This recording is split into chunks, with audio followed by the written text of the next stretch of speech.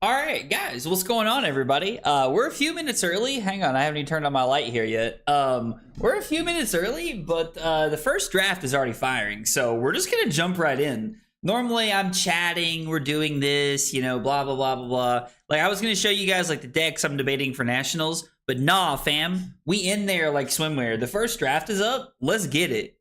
Let's get it. I'm excited to see how this first draft goes. This should be good.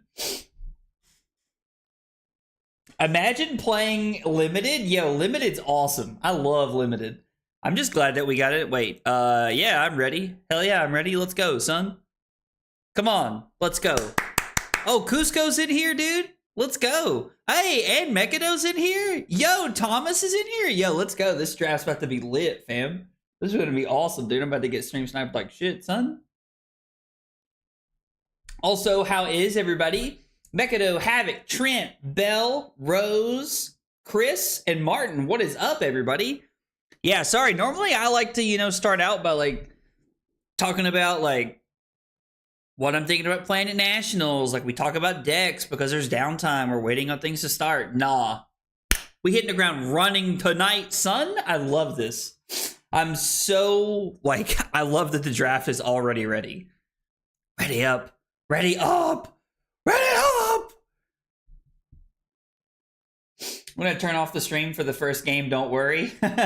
Dude, I was just kidding about you stream sniping me. I'm just giving you a hard time.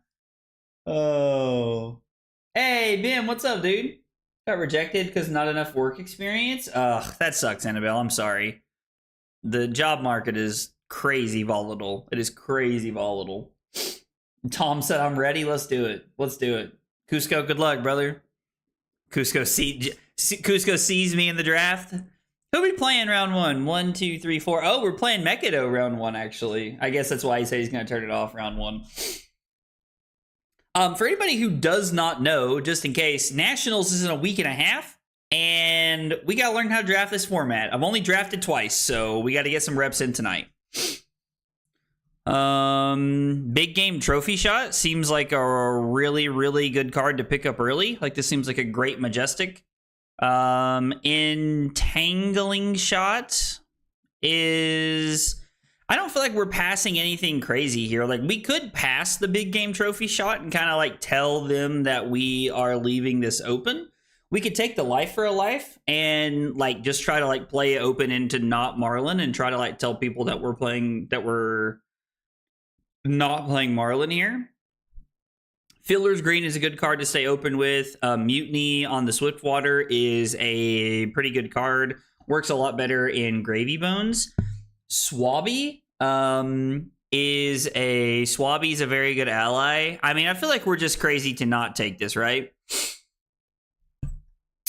Man. I just feel like we're just crazy not to take this card, right? Like, I mean, Swabby is a very good ally. He's probably the best, like one of the best allies in my opinion. He's probably the best common ally in my opinion. I don't know. It just feels like we're crazy not to take big game trophy shot. We're going to take the trophy shot and see what happens here. Not normally a fan of like, you know, like leaning into a class this early on, but Swift shot is really good. Like a 0 for 4 with go again is a really good place to be. Old Knocker is a great chess piece. Really like this one. Return a card from your arsenal to your hand. Cloud Skiff is a pretty good card to get past here. It's funny because a Puffin card was taken. That are like, this is just a really weird pack layout. Let's see. Expedition to the Horizons. You may put a gold counter. I mean, just playing 3 for 7s is fine. I think we're just taking the Swift shot here. Money drafting on Talishar, shaking my head. Old Knocker was my nickname in high school, bro. Swift shot being like is pretty good here. I like the 0 for 4 or like arrow pretty good. I haven't played Marlin yet either. We're gonna lean into it and see what happens. We'll try to take some equipment later. On the Horizon's not bad. Captain's Code is okay.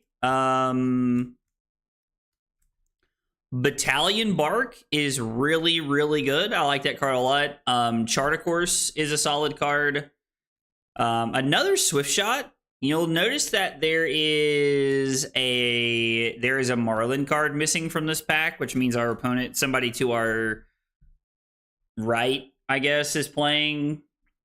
Charticourse is really good. I like this card. But we also need a number of arrows to be able to make the deck work. Like, I guess it's just like, where's the crossover? On the Horizon is not bad. Captain's Code is, like, in my opinion, like, it's pretty good. I don't know. I think second Swift Shot's pretty good. Like, having Go Again arrows is really solid. I'm more worried about being able to, like... We need to find something with, like, Harpoon in its name, right? Because, like, right now, we're not really in a great place for, like, Harpoon stuff. Blue Sikkim Shot's really good. Call in the big guns. You may put an arrow from your hand face up in your arsenal. Call in the big guns might be pretty good. What's up, Dot? How are you, brother? Man, like, I really want to take this red Charticourse. I really like being able to make... I mean, I guess we're just playing this as a 2-for-4, right? Like that, it just draws a card, then discards a card so that we can load off Marlin. Blue Sikkim Shot feels really good. Who knows the expected coalition in a pack? Actually, I need to know the pack layout for Nationals. It's not something I'd really considered. The packs are stacked up on me. I hope people understand that I'm live and I'm just learning. I'm just drafting. I think we're going to take the Sikkim Shot, right? I don't know. Somebody just said red Charticourse is excellent, Marlin. We'll try Charticourse here and see how it feels. Blue Headshot's really good. Let's see. Strike Gold. Nah, probably not where we want to be. When this defends, you may remove a gold counter from Treasure Island. If you do and you are a thief, create a gold token. That's kind of cool. I mean, we need to take some blues here, right? Like, as much as I like having a lot of these reds, I think we're going to need to be taking some... We're going to need to take some blues here. Blue Headshot's a pretty good arrow for, like, later in the game. If this starts to look a little, like, fatigue-y as the game goes over. Salvage Shot, really good card to pick up here. Let's see. Crash Down the Gates. This is a 3-for-4. When this attacks, they reveal the top card of their deck if it has power greater than the revealed card. Ooh, okay. That's kind of interesting. I feel like red Call-In the big guns is really good here. I don't know. Red Call-In is really solid. And I also really like the Salvage Shot. Like, red Salvage Shot just being, like, recursion is really good. We do have... 3 arrows and 2 pumps. I think I'm going to take the Call in the big guns here. I don't know. I think I like Call in the big guns here. Let's just put an arrow face up and it's also like a buff. So I think we're going to take Call in the big guns and we'll try to like look and get some more arrows. Sirens of Safe Harbor is not bad. Yo, somebody has snapped up all of the... And I kind of want to take Sirens of Safe Harbor here, to be honest. I know it's like a 2-for-5 that doesn't really like work with our game plan here, but Nettling Shot, when this is put into your tap target ally, that seems pretty good. When this attacks, you may discard a yellow card. If you do, draw a card and create a gold token. I don't hate the idea of like something like that. A lot of the games in this format are going to come to fatigue. They do. We're going to take the Sirens of Safe Harbor because I like the idea of like the gaining a life effect. I lied. We're going to take the Nettling Shot. Rusty Harpoon looks pretty good. Destroy this. Return a card from your arsenal to your hand. I'm trying to figure out when that could ever be good. When this hits a hero, you may turn a card in their graveyard face down. If it's yellow, create a... Okay, so Pilfer the Wreck or Rusty Harpoon. Rusty Harpoon is just a blue 3-block. I mean, we have quite a few 3-blocks right here from like our deck so far that we're looking at. So maybe we're supposed to take Pilfer the Wreck here. You can practice Sealed specifically on Felt Table, I think, Brock. It's Rusty Harpoon or Pilfer the Wreck. I think we're going to take Pilfer the Wreck here. Blue Headshot comes back around. Ooh, a blue Call in the big gun seems pretty good. Your next attack this turn gets go again, only if I played a Nimblism this turn. I think we're going to take the blue call in the big guns here. No, Headshot's just a blue 1 for 4, right? Like, the blue is just so good. Why would we ever want to play Patch the Hole? I don't understand why we would ever want to play Patch the Hole.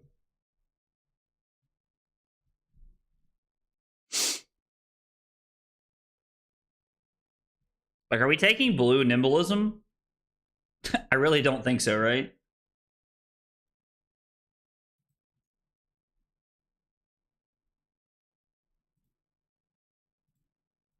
We're going to take the Nimblism over the golden tipple here. A 3 for 7?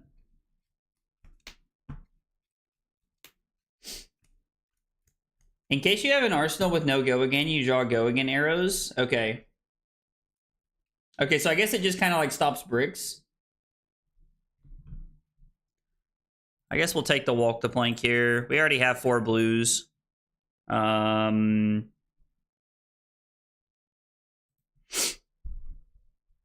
No, calling the big guns is just better. I mean, I'm here for like blue calling the big guns. If you do draw a card and create a gold token.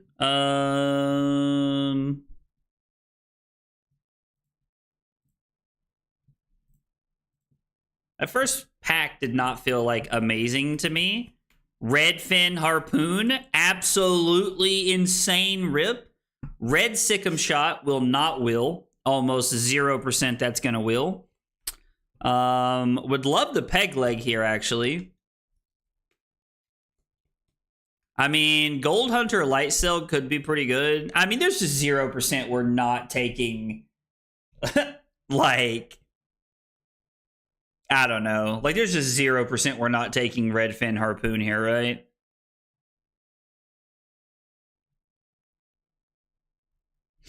Like, I just don't know in what world we're not taking that. I mean, Crash Down the Gates could be pretty good. Like, there's a couple, like, there's some good playable cards here. We want Peg Leg or Sikkim Shot to wheel is what we want to happen, but that's not going to happen. Like, I imagine there's about a 0% chance that we're actually going to get either one of those. Calling the big guns. Yellow Battalion Bark is pretty good. Ravenous Rabble could be pretty hot. Ravenous Rabble could be pretty hot. I kind of like the idea of just a generic go again attack, to be honest. It seems pretty solid. Yellow Battalion Bark is really good. We have a high number of blues in our deck. So, like, Yellow Battalion Bark does look to be like a pretty good, just, you know, pitch and make some things happen. I would really like to see, I am definitely not taking Scurv. Hey, Dave, what's up? I mean, we have the cannon, or we have like the whatever it's called. I can't remember. Red something, I think. Battalion Bark or Ravenous Rabble here is interesting. I mean, we're an aggro deck. I'm going to take Ravenous Rabble here, and we're going to see what happens. I don't know if that was correct or not. Dry Powder Shot. I mean, to 0 for 5. If we have less gold than them, we get go again on a 1 for 4. If you have less gold than an opponent, this gets overpower. 3 for 6 with overpower could be okay. I think I'd rather have the 1 for 4. Turn a card in a graveyard face down. If it's yellow, create a gold token. I mean, this feels pretty good. I like the idea of like making a gold token here. Hate draft that Scurv. Lol. Pivot Scurv, the only choice. Yo, the Logris? Thank you for the sub on YouTube. Appreciate you being here and hanging out. Yeah, you can stay open for a pretty long time with a good amount of pirate cards. I agree. Like, are we just taking the red 0 for 5 here? I mean, to be fair, like, these 0-cost arrows allow us to block with 3 cards and then just play this card out, which is pretty solid. This seems pretty good. I like the idea of being able to block 3 and make a pirate token. I'm also worried about the number of red arrows we're going to have access to. Yo, red Salvage Shot is crazy.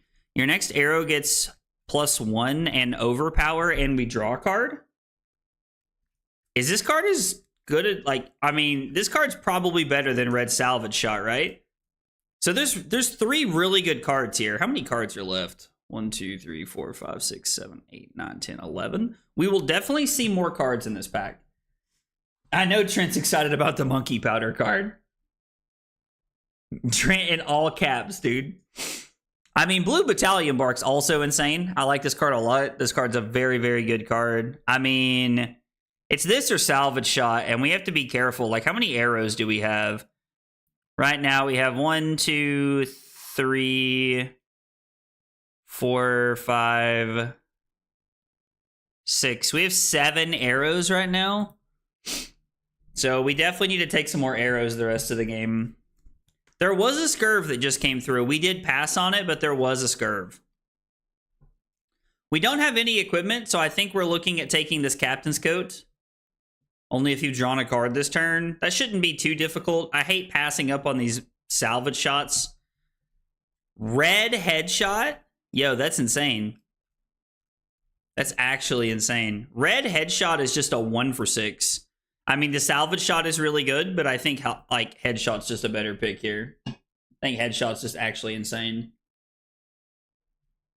Yo, McChicken, we are doing it in the Runaways Discord. It is in the Runaways Discord is where we practice draft online, brother. I think this is Red Headshot. I think this is Red Headshot. That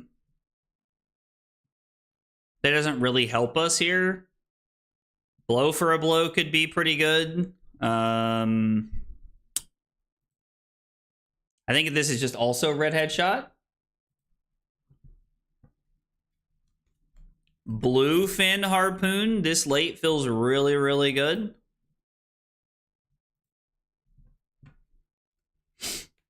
Peg Leg is actually insanely good for us here, right? Like, we like the Peg Leg. Yeah, your next attack gets go again. Blue Colin the big guns.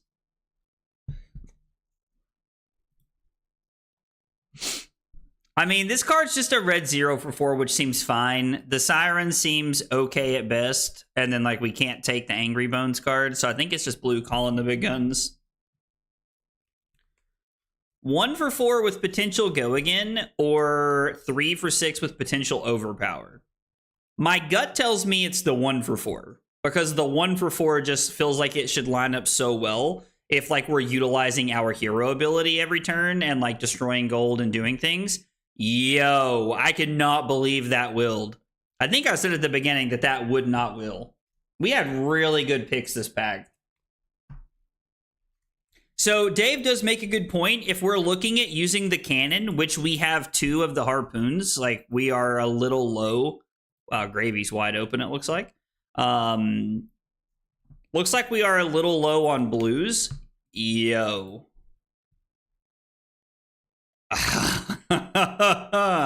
We have a chest and a leg piece. We need a head and an arm piece this slot if we can make it happen.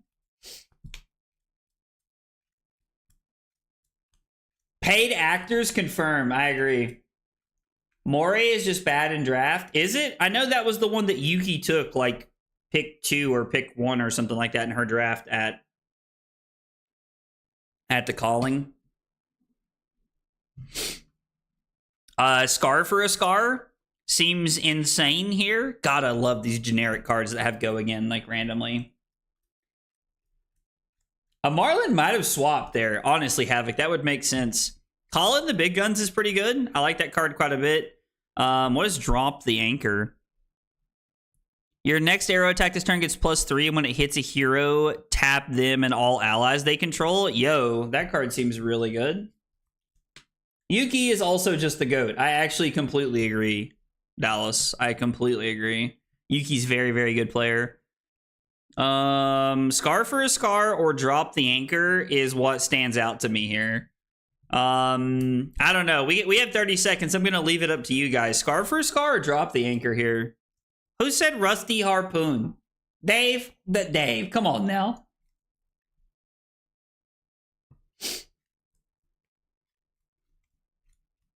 I mean, I agree that, like, it doesn't reload, and that, like, makes sense. So Annabelle says drop the anchor. Trent says drop is gonna wheel. Drop is gonna wheel. Trent called it. Trent called it. Drop is gonna wheel. Yellowfin harpoon. Like, are we just completing our set here? So we have a red, a yellow, and a blue. Yeah, there's a lot of, there's 2. Yeah, Yellowfin does feel like a slam. Call in the wheel and trust. All right, wait, listen, we took Trent's word for it. We're going to see if it comes back around. Yo, Swiftwater Sloop at blue is actually insane. We could take a red Nimbleism here, too. Look at the top card of your deck. If it's an arrow, you may put it face up into your arsenal, and it gets +1. And that feels like a little bit of a interesting take. I kind of like the Swiftwater Sloop here, right? Like, this feels pretty good. Like, I don't know how I feel about Hook. We could take the headpiece here, to Annabelle's point. Like, I do think that we need a headpiece, right? Like, nothing screams to me in this pack. Like, Swiftwater Sloop is okay because it's a 2 for 4 with Go Again. Hook is a blue 3-block to Dave's point, but I think we're just going to take the headpiece. I think the headpiece is where I would want to be. We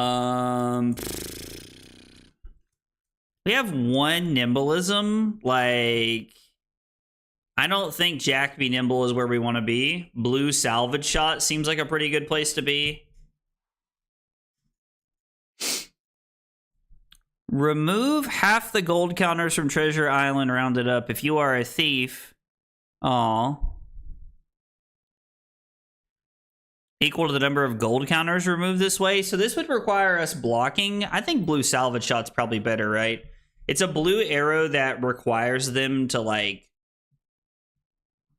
Red headshot is insane here. Yellow Swiftwater Sloop is really good. You control less gold than an opponent. This gets +2, so it's a yellow 0 for 5. I do like the idea of a 3 for 7, but I think red headshot's just better. It's just more damage. We're just getting aggressive here. I mean, we could take the bracers. We do technically have a blue Nimbleism. Like, that would be okay, I guess. Are we better off just taking a blue? Because we have 3 harpoons. I think we're going to lead into the idea of... the cannon here, so we probably need 2 more blues. I mean, it's possible that we are taking too many non-go again arrows here, Death. It is very, very possible. I think we're gonna take the Swindler's Grift here and see what happens. Battalion Bark at yellow. Wait, whoa, what is this? Put an arrow from your hand face up into your arsenal and it gets +1 this turn. This seems like exactly what we wanted to see. Like, this seems like a crazy rip off the top here. It feels like an awesome just slam. Just a slam dunk of a card right there.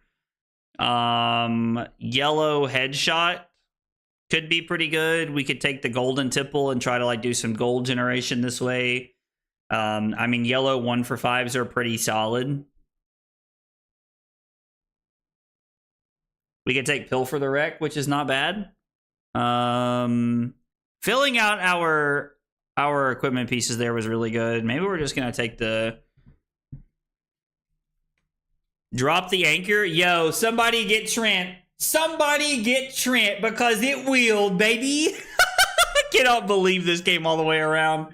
Oh, my God. Trent's living... Dude, Trent is living in another planet, dude. That's crazy. Yellow Sikkim Shot's really good. Having another Go Again arrow feels really solid here. Call in the big guns feels like an obvious pickup here. I guess we'll pick the headpiece. Less equipment for other people is better. Have you settled on a CC deck yet? Yo, Martin, we're going to talk about this in between draft rounds tonight. We're going to talk about this in between draft rounds tonight. I am so stuck on what I want to play. I'm so stuck on what I want to play, dude. I mean, I'm definitely down to a Cilio or Syndra, and I know I've been saying that for a few days now, but I honestly can't decide. I think I'm about to just say, like, fuck it, we ball. And nah. I think I'm about to just say like F it, we ball and play Acilio. The new zero cost shock is really good. I agree, Ian. I agree. It is very good. All right, so today is the 27th. We are playing Marlin. Let's see how many of each hero there was in our pod. I'm not sniping decks before everybody freaks out. This is Gravy Bones. This also looks like Gravy Bones. Yeah, so we have 2 Gravy Bones to our left. We have a Puffin. Was this another Ranger, maybe? Is this a, I think this might be the Scurvy, right? This could, like, be the Scurvy, I guess. I don't know what this is. I'm not seeing a lot of, like, class-specific things. This Ranger? Could be Ranger as well, I don't know. So 2 Puffins. 2 Puffins, 2 Marlins, 3 Puffins, 2 Marlins, and what is Mechado on? I can't tell what this is. Does anybody have an idea of what this could be? This just looks like, I don't know. We'll see. I'm gonna say Gravy. So it looks like three Gravies, 3 Puffins, and 2 Marlins is what it looks like. Which, this is my 3rd draft, and that's literally been the layout of every draft I've taken so far. So I don't know. We're gonna see. Export to for Brary. Could be Scurv. It could honestly be Scurv. Yeah, the other Marlin deck looked much better than mine. I agree. We'll probably go back and review it later. So let's see. We're playing Marlin. Draft 5/27/25. Actually, I'm just gonna I put my record, I think, is what I've been doing lately. We're gonna call this is the first draft. I want to remember them that way. All right. So looking at this, there are some cards that we're not gonna play. We're gonna put this in the inventory. We're gonna put this in the inventory. I think everything was a playable, right? I think everything was a playable, unless I'm misremembering. Problem is I don't know a lot of these cards, so we definitely want Call in the Big Guns. We definitely want Chart of Course. Drop the Anchor, really good. This seems good. 3 red headshots may be a little excessive. Nettling Shot seems good. Rabble, Scar, Swift Shot. I think we're gonna put this in the inventory for now. Card seems a little mediocre. Yellowfin Harpoon.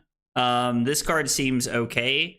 Salvage Shot at blue, insane. Pilfer the Wreck at blue is really good. The blue Nimbalism is like fine, I guess. 1, 2, 3, 4, 5, 6, 7, 8, 9, 10, 11 blues seems fine. And we need to come off of 5 cards. Yellow Swindler's Grift. Definitely cut the Nimby. We'll definitely cut this card. This is a potential go again card, so I'm on the fence about keeping a card like this. And trying to make this happen.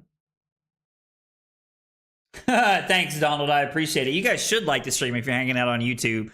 And if you're on Twitch, make sure you follow, like, subscribe, all the stuff. It goes a long way in helping me out. Maybe we play 10 blues and cut Nimbalism, and we're going to play the other red arrow, maybe? So if we cut Nimbalism, because I think Pilfer the Wreck is just better than Nimbalism. I also think that this is just better than Nimbalism. 10 blues. We can't play 31. We have to play 30. Did we cut a yellow salvage shot? Maybe we cut the yellow headshot. I like the yellow. I like playing the 1-for-4s that stay on the bottom of the deck. Dislike to show you on aggro to play the horse at Nats? Bro, what are we doing here? I don't know that we want Rabble, but I like the consistency of Go Again, and I'm willing to test it. There are 10, 11, 12, 13, 14, 15, 16 over half our deck is misses on reds, which means we have a higher chance of this being a 3 or a 2. Yes, High Seas is another exactly 30 limited format. Last minute pivot to Levia. I think this is going to be the deck I'm going to play. Like, it's definitely possible that we should be on, maybe we shouldn't be on Rabble, but I like the consistency of Go Again, and I think we're just going to try this and see how it feels. But yes, Martin, to answer your question, I'm stuck between this variation of Syndra that I've been working on, and I'm stuck between Auroreo. These are the two versions of the decks that I'm kind of like stuck between right now that I can't decide if I want to play or not. Let's see. 1, 2, 3, 4. Yep, playing Mechado. Hopefully he's got a game for us already. He does. Look at my man out here, Mechado. Appreciate you, brother. Appreciate you being on top of things. Log in.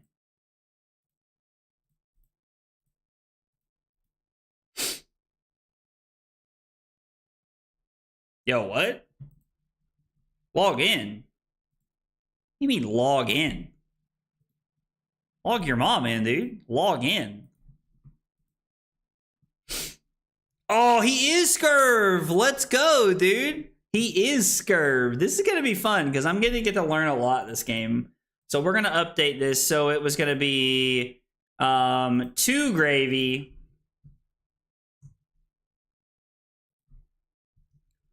1 Scurv. So we need to...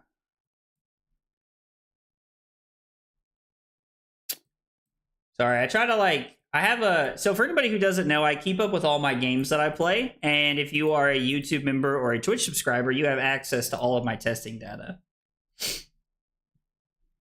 Oh. Shit, I forgot the bow.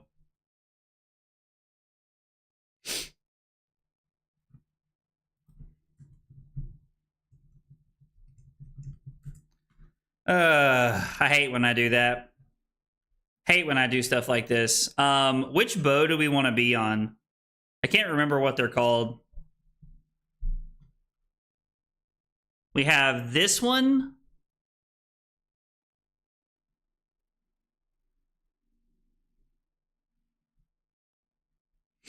Which one do we want? I think we want the Red Spine Manta, right? Just run Death Dealer. Do we want Red Spine Manta or do we want the Hammerhead Harpoon here? We probably want the Red Spine Manta, right? I think to be able to like play both. I don't think you're allowed to have both in your deck. I mean, I guess we'll add both. I don't know. Like, I assume you have to pick one, right? All right.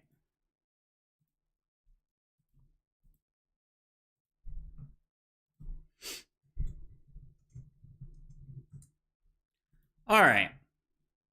I think this is Red Spine Manta. We're going to play Red Spine Manta the first game, and we're going to see how it feels. Also, guys, by the way, thanks for hanging out. Thanks for being here tonight. Appreciate y'all chilling with us tonight. All right, let's run it.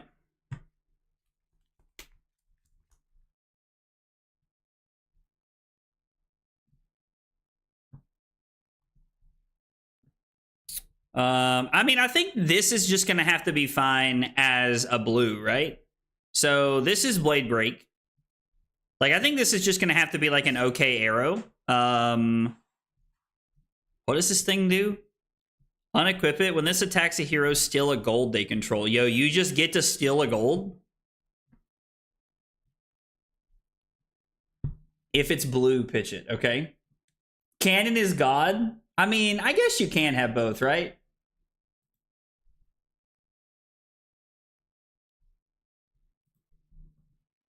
Do I just want to block with the Salvage Shot here? Or do I want to block with... I mean, this is a 0 for 8 right now, and then we can Arsenal this. Is kind of how I'm seeing this. Maybe we're supposed to block with equipment. Oh, they got the Buccaneers bounty. Wait, is that the one that I like? Oh no, Rusted Belt is the one I'm thinking of. Rusted Belt is the one I'm thinking of. Maybe we get lucky and draw a Go Again arrow. So if I play this, no, we want the buff effect here, right? So I think we're just gonna go buff. We're gonna go buff, and then we're just gonna come in for 9 here. Going second, just coming in for 9. I mean, the Rust Belt is only mech, but it is pretty good. Like, I think it's one of the better equipment pieces in the limited format. Just so many harpoons, so Hammerhead might be fine. Blue Fins get way better second and third cycle. That makes sense as well. I think this is just a fine card to Arsenal here and try to set up for next turn.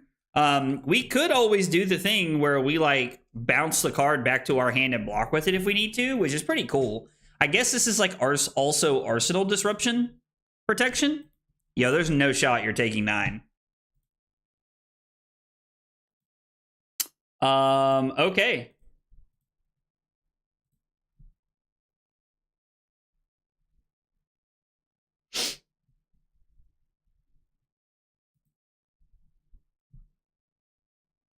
When this hits, deal 1 damage to any target. So we're not really using the peg leg here, which means we're probably just going to bounce this back, right? Like, am I willing to take 5 here? I think we are. I think we're willing to take 5, or maybe I'm supposed to block with headshot and this so that we can deny the effect. And then if something happens and they end up with more gold than us somehow, we have the ability to like throw this with Go Again. And then we can throw Scar for a Scar potentially. And then we also have the ability to just like throw headshot. I think we have a pretty good turn here lined up. I can't believe they took 9. I'm a little surprised. So we're definitely not going to be able to turn on the Scar for a Scar. But we can take 6, lose a gold, and then we can actually utilize both of our golds here if we wanted to. I don't know. They said they would add LL to Worlds, I think, Drew, is what they said. Yeah, we're just going to pass, and we're going to utilize our equipment here. Like, we'll give them a gold. This is fine. They're going to go back to 12. And then we're going to patch the hole, bouncing this back to our hand. I don't think there's anything special you have to do. I think you just need the Draftmancer website and the file to set it all up. It gets +1 this turn.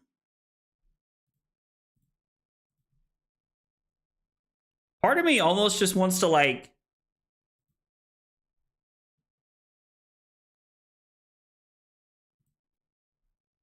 I think we're just going to draw another card here. I know it's a little greedy, but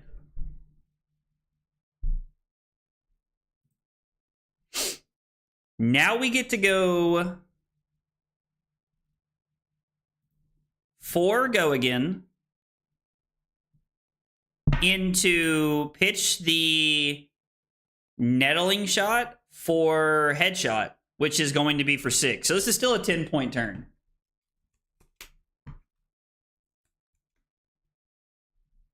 But yeah, if you like, so Japes, I think that like if you have enough people, you can run one without being in the Runaways Discord. I just always do it in the Runaways Discord because it feels like I don't need to make a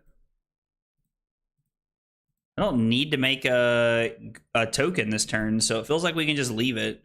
But yeah, like you should be able to set it up as long as you have the card file. If you have the card file and like you have Draftmancer, you should be fine, which Draftmancer is just a website to my knowledge, so. Also, love to see that we're sitting at almost 100 viewers. Clearly, you guys are excited for High Seas Draft. Which, to be fair, I can't really blame you. I'm also very excited for High Seas Draft.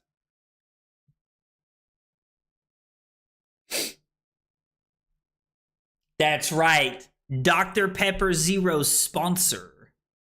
Oh, and they get to steal my gold? It's not very cash money of them. We're gonna go Harpoon like that, and then we'll try to set up here.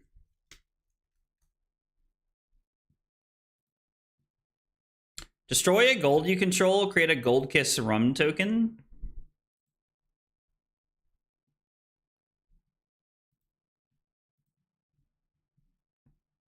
I'm actually pretty interested in just taking this, right? Because if we go below them, we can go Scar for a Scar into Monkey Powder, which is very good. And then this comes in. We could throw the Red Fin Harpoon, which feels actually feels a lot better. We give them an extra gold, and then hopefully this isn't lethal. We should have a pretty good turn put together here. We did draw a Trent. The funny part is Trent told us to take this card. I think when it popped up, Trent just went Monkey Powder in all caps in the chat, bro. Info and decks and matches don't come fast enough. Now that I do agree with. Yeah, we're just going to 5 here. Are we killing this? Or are we just going after them? I mean, I think we're just going after them, right? Like, I know that killing this is good, but your next action gets going in? Okay.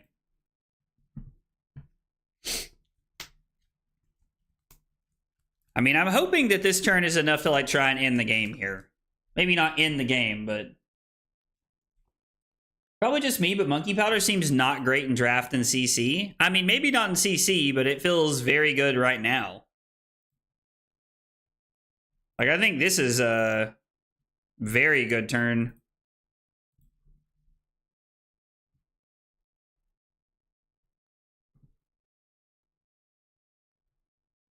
So...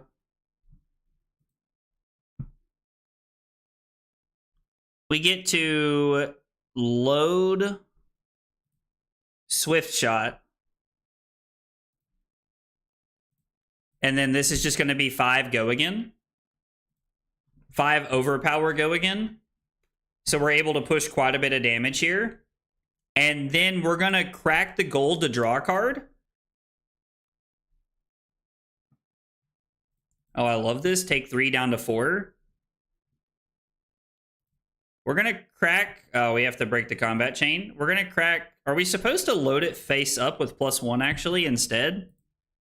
Because I can utilize this and then just come in for 5, which feels very powerful. We have yet to use our bow, which is hilarious. I mean, this is 5 with an on-hit effect. So I think this feels pretty good.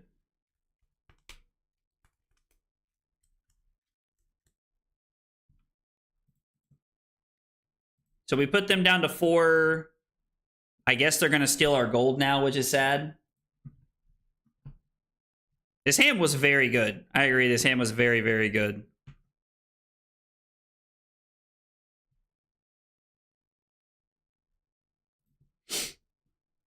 They can attack us and steal a gold we control. Sag.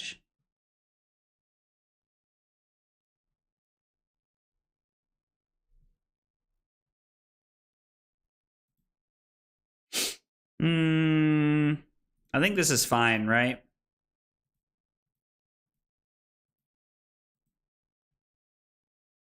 So this is going to come in for 9.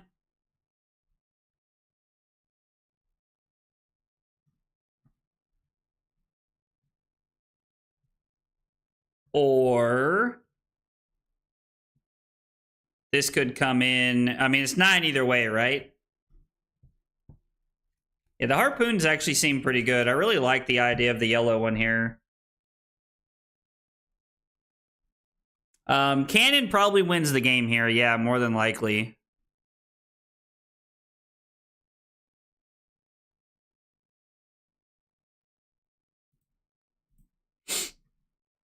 So we're going to load the Yellowfin Harpoon face up. And then it's going to be drop an anchor.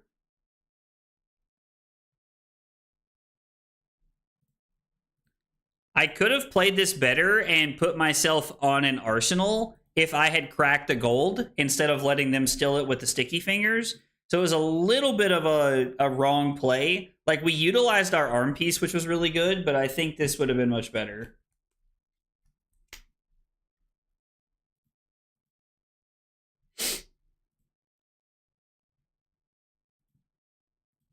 So we get to make a gold. We tap their ally, which means they get basically nothing out of this, which is awesome.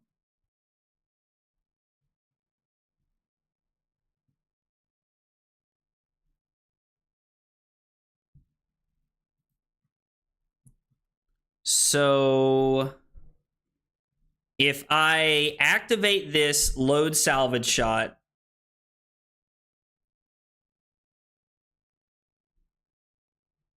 I have to pay 3 for this to give this go again, which means we're probably just pitching Pill for the Wreck to use the gold here, right? It's probably just the play.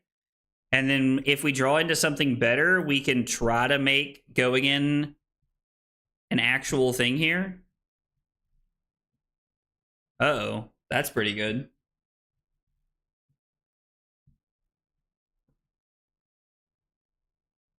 So salvage shot.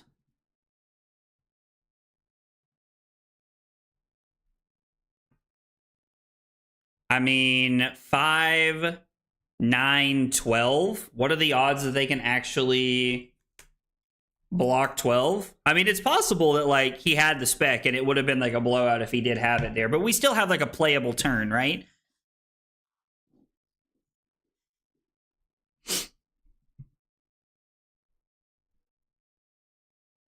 So what are the odds that we play Charticourse? And then we're supposed to throw salvage shot for 8. I think we're just supposed to play it all, right?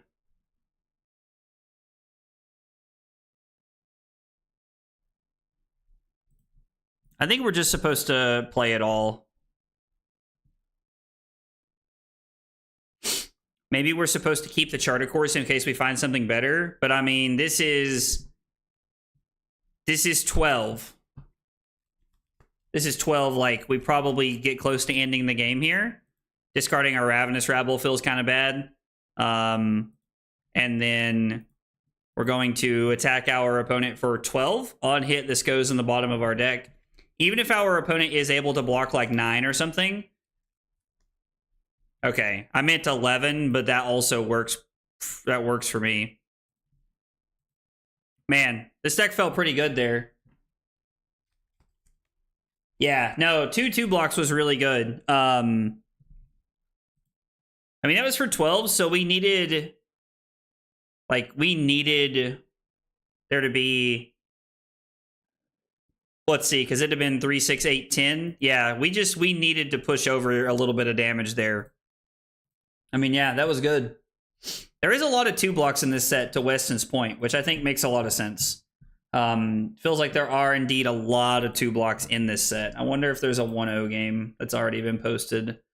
There is. Let's see if we can... Oh, we got Cusco.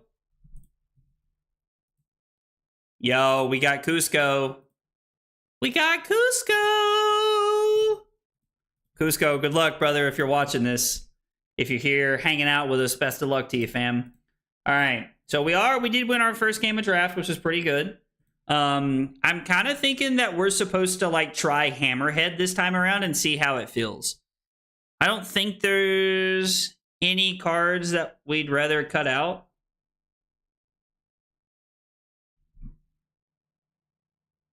One time you used the bow, you could have loaded off Marlon's ability. Cusco disconnected. Oh, he literally just said, I closed the wrong tab. LOL. Lol. I'm still gonna go second. I don't think we're supposed to trade anything out, and I think we're just gonna try the harpoon this game to see how it feels. we just played the arrow, and so, or we just played the red spine manta. Mekados, GG, man. I enjoyed the game, brother.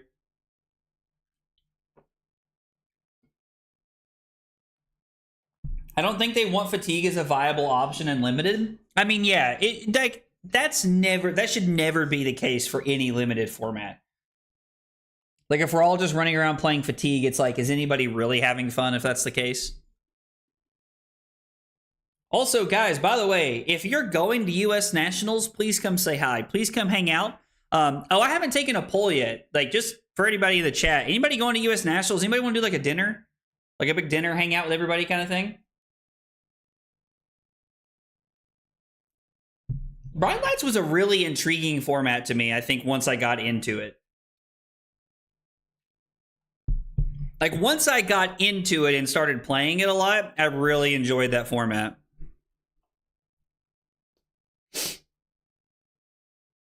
Okay, so Cusco's on the Blunderbuss, which is the Go Again one. And he's also on Light Fingers, okay? So this blocks one. Oh, he does have a Unicycle. Unicycle's really good for this deck.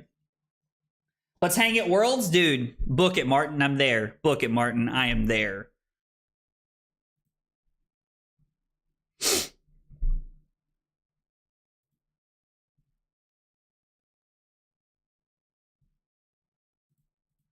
I mean, we'll just block 5 to save some life here, I think. I think this is fine. We're going to try and get some value out of the Monkey Powder this turn. We do love Martin. We do love Martin. Martin's awesome. Speaking of Martin, I've got something really cool to show you guys here in a minute. I mean, I guess we kind of have to play the Monkey Powder, right? It's kind of just the situation that we're in right now.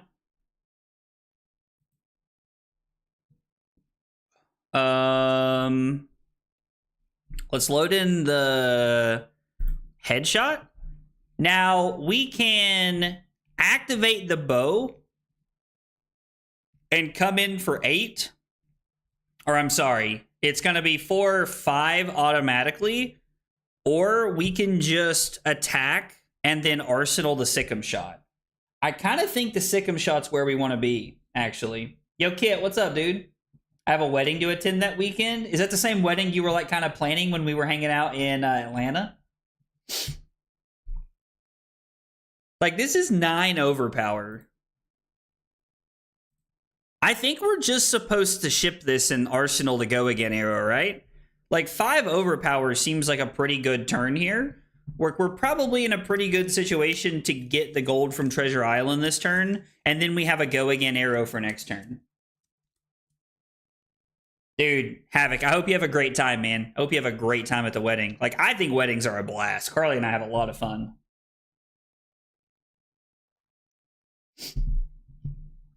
Give Teklo his small moment to shine. I'll be... Oh, so you'll actually be on the other side of the world.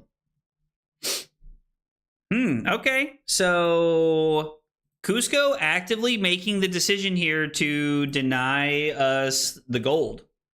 Interesting. Interesting. It is worth noting that if we'd went over the top, that probably wouldn't have really been an option for him.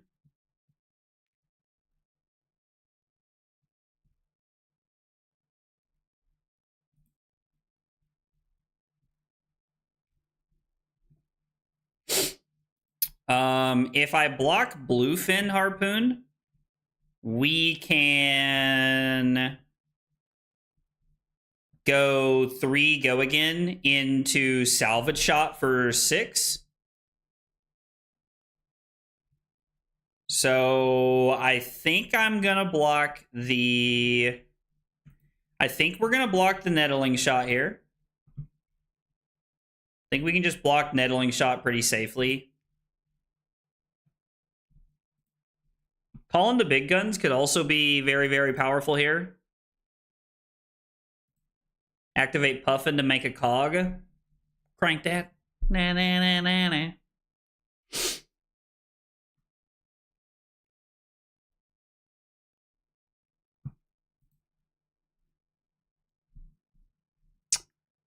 So really curious to know like how Cusco wants to play this. Treasure Island does make this really good. Yo, Billy, what's up, dude? I've not fully decided what I'm playing yet, so I'm still a little on the fence about what I'm playing, to be honest.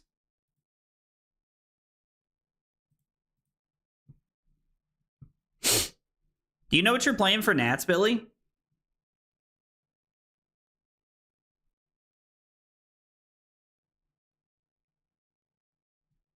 there any world we want to use the bluefin harpoon?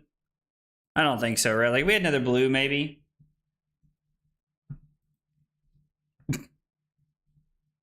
Hey, Sean, what's up, dude? I appreciate that, man. I appreciate that a whole bunch, dude. I appreciate that a bunch, brother. Yep, so we're going to give up 1 gold here.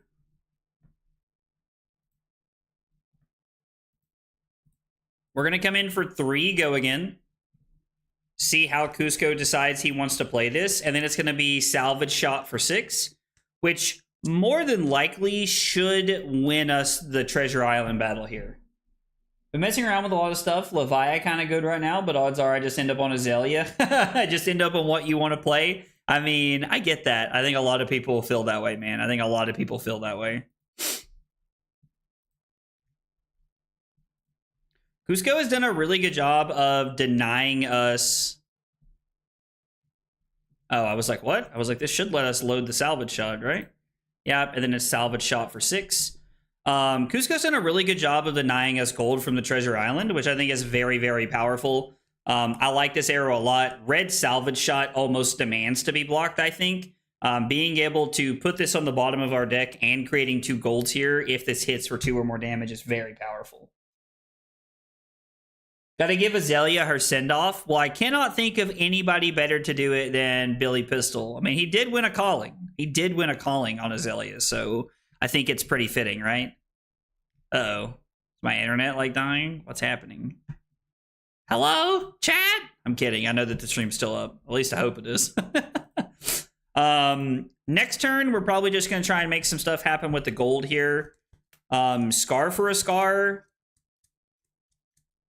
Man, I would like to try and, like, maybe we try to get a little greedy and draw into some golds here, or draw into, like, some blues, because if we can activate the headshot between the captain's coat and the headshot, that would be very powerful here. Just bring Victor and about $2,000 USD to bribe. I mean, listen, I'm not above it. What are we being attacked with? Do I have to refresh again? Oh, okay, this is fine. I mean, yeah, I think this is fine. I think the battle for Treasure Island has been fought, and I came out in a good enough situation to I gave myself the positioning I wanted with 2 golds for next turn. So I think we're just gonna try and get aggressive here with call into big guns. The new block does seem like it should be good in Riptide. Patch is good if you have an arsenal of bad arrow. Yeah, we actually used it last game, Alex, and it looked really good. Yeah, we're gonna take this.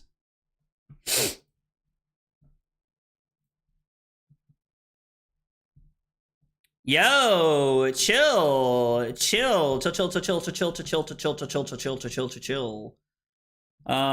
Yeah, I think we're gonna go to 5 and play this one out. This is fine.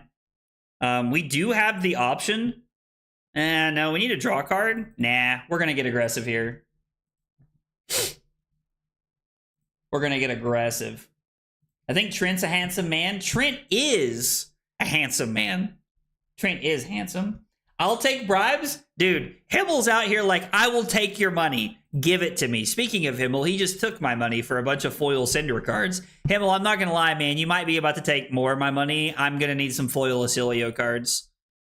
I'm going to need some foil Acilio cards. I think we're supposed to just crack a gold here.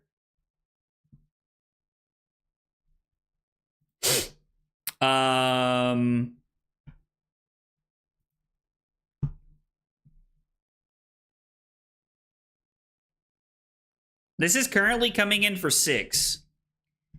If I pitch to crack a gold and we draw blue, I can activate Hammer and hit the Captain's Code.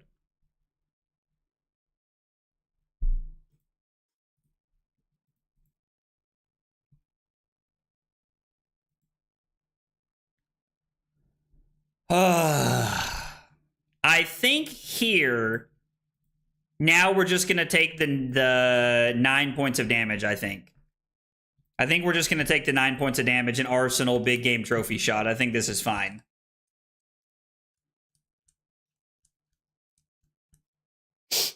Dude, listen. If we gamble again into a blue, we have the ability to activate the harpoon to make the cannon. So this goes from 6 to 10. We get to play the +3, and then we get to activate Captain's Code.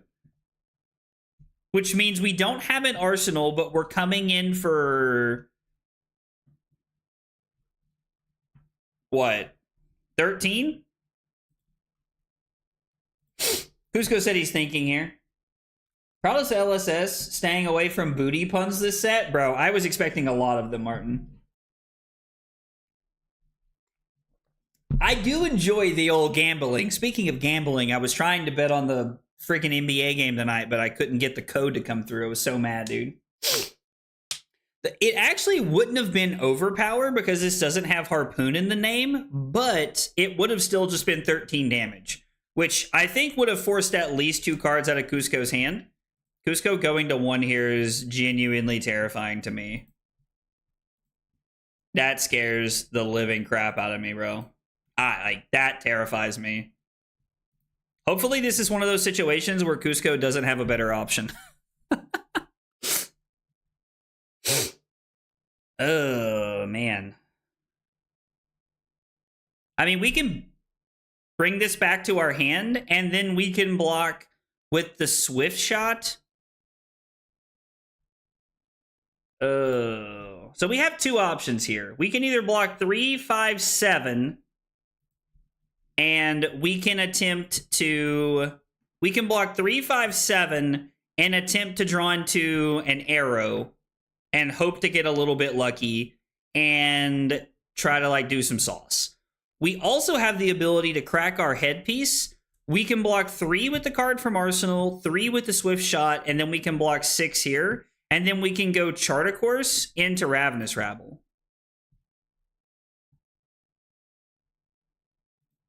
So we're going to lead by blocking with the Swift Shot and see how Cusco plays this one out.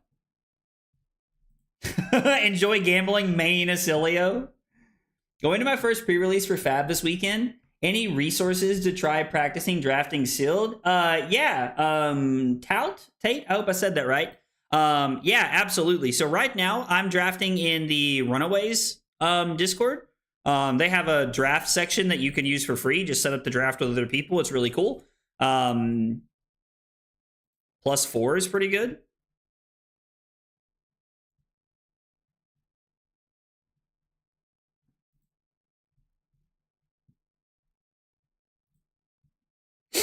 I mean, 6 go again's pretty solid, so I think we're going to crack our headpiece here.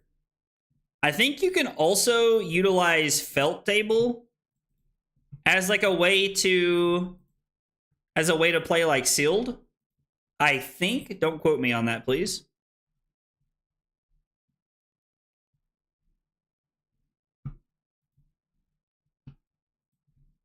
So we're gonna have to block 2, and then we're gonna take 2, go to 1.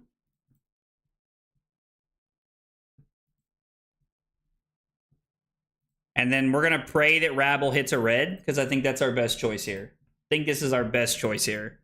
Is to just kind of like pray that we hit a red. We probably don't statistically. Yeah, hitting a blue feels bad because it means we're not even like forcing Cusco to think about like an awkward 3 block.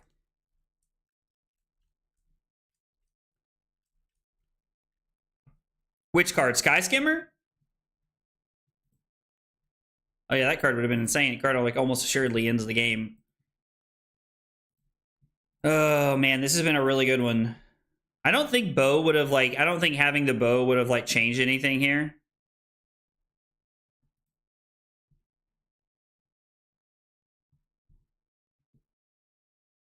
So if I can block...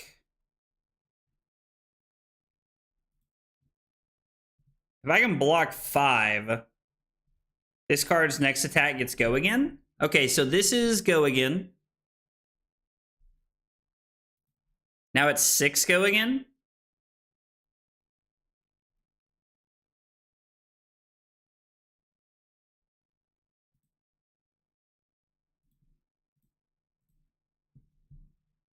I mean, I need this to be all they can do. Actually, we're supposed to block with the Swift Shot, right? So if we block Swift Shot and Harpoon, we're going to have to refresh here. My computer is like just, all right, there we go. The internet's like laggy a little bit here. So if we block here, I have the ability to crack a gold, load this, and then we have 1 gold, right? Yeah, we have 1 gold, which means I can crack the chest to come in for 6 and then arsenal a card if there's no other attack. Now, if there is another attack, we're in a really weird situation. It's like not even loading. I don't want to like click through the turn cycles here. Like Talishar seems to be lagging for some reason.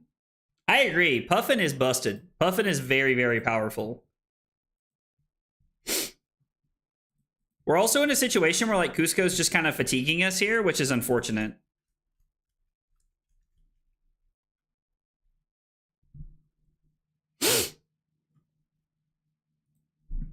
Like, we're going to need Cusco to, like, brick hard for us to be able to get back into this game at this point.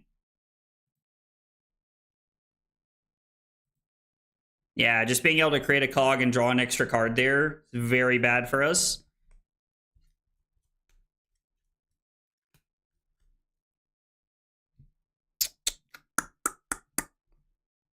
I wonder if there was a point that I missed somewhere in this game that, like, would have been better for us.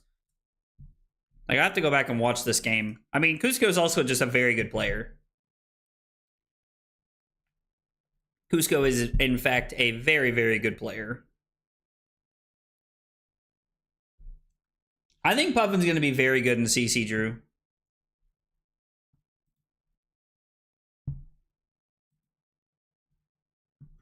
So you're telling me there's a chance?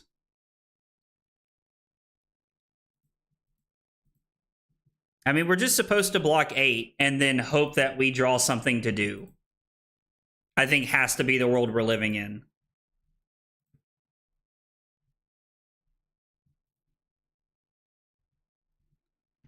Actually, I mean, we could create the token, but I don't think so, right? I think we're forced into like, oh, this is pretty good actually, because this is 5. This forces 2 cards out of Cusco's hand. And then maybe we can try to find a turn to do something good. I mean, I doubt it. Well, Cusco's going to go back to 2 here, which feels really bad. That feels really bad. I hate giving a life up here, because now we're down cards and life.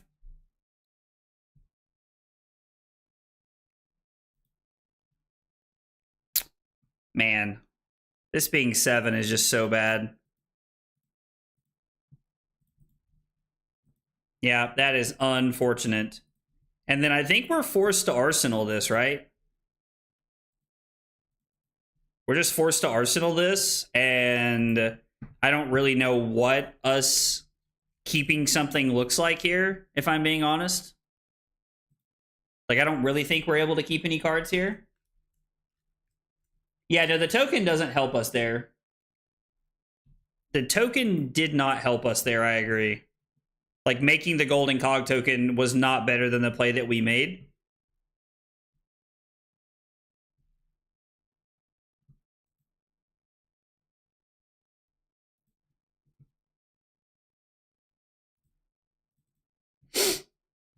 Now, because we give a 3-block, Cusco's going to give go again. Hopefully, the only other thing he can do is throw the bus at me, but I think he has a 3 for 6 or something in his hand. Yeah, and then he's going to come in for 2 go again. And then if there's any other attack, we're just dead here.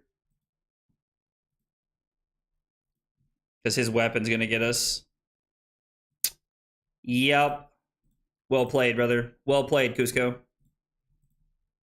Well played. Man, Cusco's deck is very good. I'm curious to know like what his turns looked like. Yeah, he had those 3 turns in a row, 14, 14, 10. And I only had 1 turn above 13. That 1 turn above 9, we were not going to draw into a blue, but maybe I'm supposed to chance it to go for the blue off the top. Maybe the blue is like what wins us a game there. I think you should have been a little bit more defensive late game so you can keep a nice blue hand at some point to send overpower. It's very possible that that's where we should have been, right? It's very plausible that that's where I should have been. I think this deck's pretty good, though. Like, this feels like a pretty powerful deck. Admittedly, the game did feel better when I had the Red Spine Manta to load arrows and do things with. There was never a turn that game that I can remember anyway where having the Red Spine Manta would have been better than having the other bow. But overall, I think we got a pretty good deck.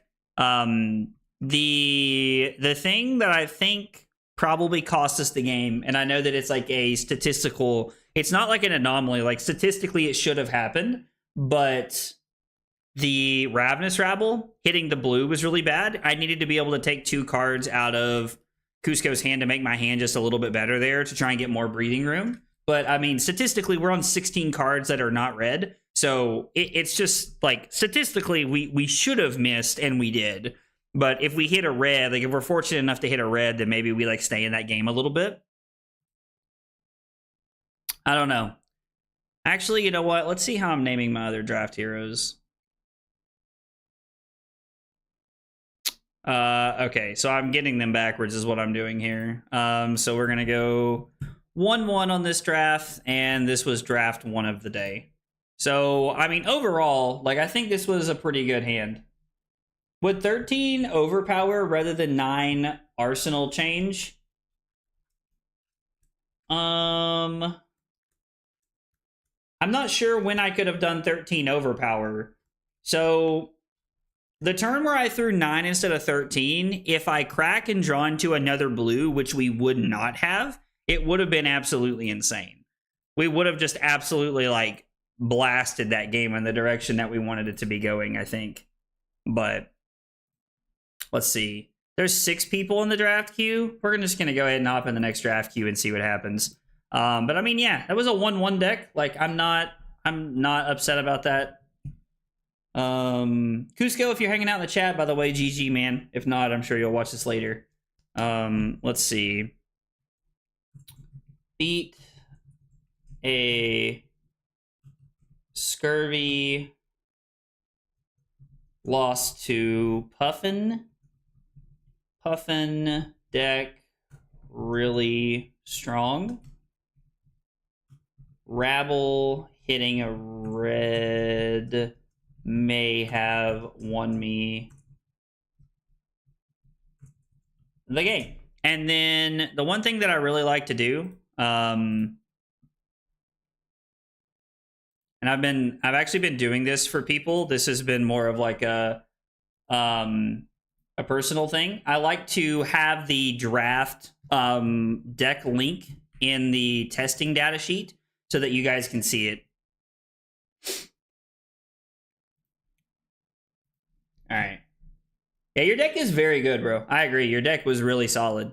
Oh, yeah, we've already got another draft queue up. Jesus, that was fast. I love that people are like trying to draft. Like people are obsessively just drafting as fast as they can right now to try and get as much practice for nationals, which means drafts should go a lot faster for us tonight, which honestly I really love. Really, really love.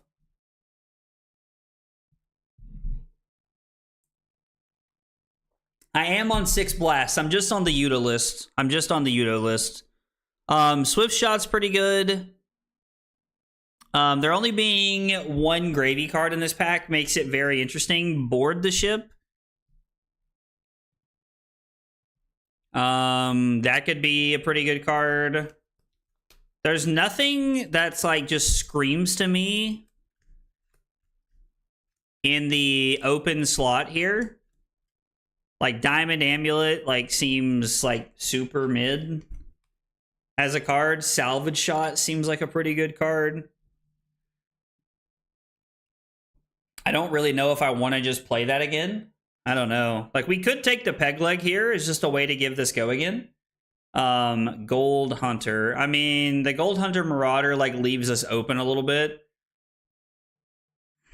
Like, the 3 for 6 with Overpower seems solid. Maybe we're just supposed to take the Peg Leg here. I don't know. Like, what are we telling our opponent here if we pass this? I think we're telling them that we could take the Sky Skimmer here. I don't know. We're going to take the... Bro.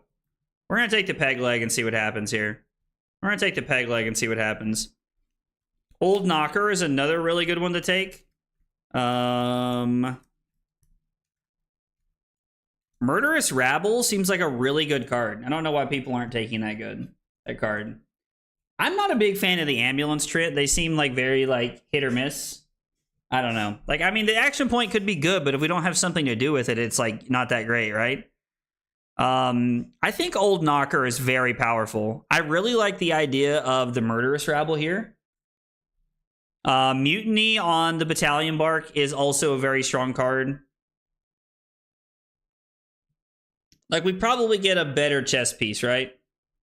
I mean, I don't think there is a better generic chess piece. This is the chess piece, in my opinion. But Mutiny on the Battalion Bark is very good. There's only one... Bro, who keeps disconnecting? This is, like, it's going to take us forever to do this draft because somebody keeps disconnecting, bro. I mean, we might just take the Mutiny on the Battalion Bark here. Waiting for Hazel to come back. Somebody's trying to draft on their phone or something, like... And their internet's not great, is what's happening right now. Which, I mean, I understand.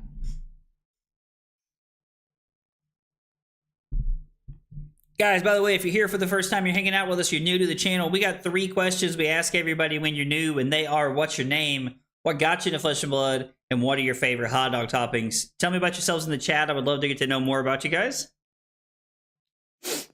Also, if you're new, make sure you like, follow, subscribe, all that stuff. It goes a long way in helping me out. Man is 221 here, and he keeps disconnecting. Do you know who that is?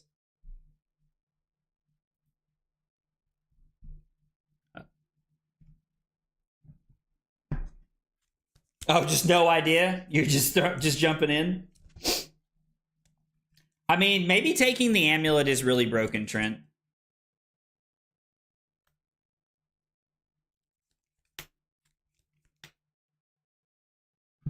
I'm going to re-queue and see what happens.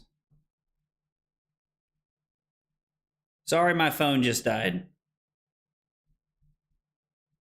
Sounds like we're scrapping. I'm joining the next queue.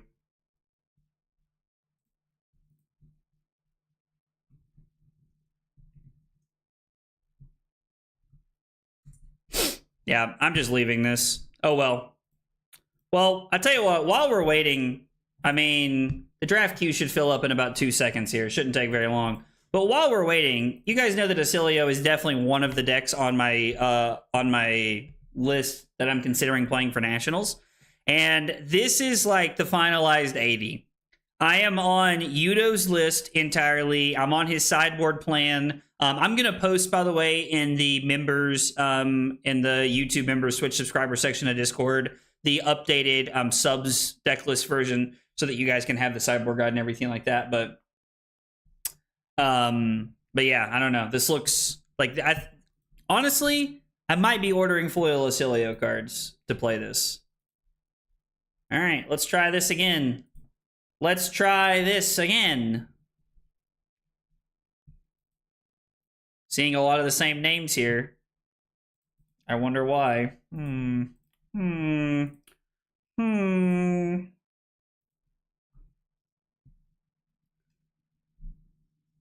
Blue Rabble is good, but I picked Scar instead. Oh, I mean, yeah, like I would take Scar for Scar, pack one, pick one every day of the week and twice on Sunday in this draft, Mekado. My favorite card is Arknight Shard. I hope to play Viscerize soon in Commoner, as he's only legal there. You can play him in LL, right? You can play him in LL, Himmel. What's up, Mello? How are you, brother? Uh-oh, Mekado's passing to me. Here we go. When you switch to that goofy light theme for Brary and I'm on my phone. Dude, I love light mode for Brary. I know that's like an unpopular opinion, but I love, like, I do almost everything on light mode. Like, I do almost everything on light mode.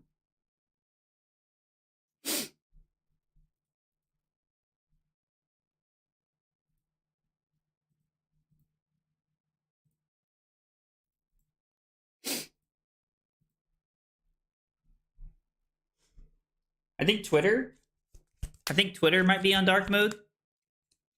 I don't know. I'd have to open it to see. Twitter might not be on dark mode.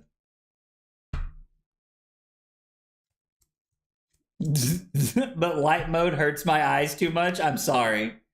It's not an unpopular opinion. It's just a wrong one.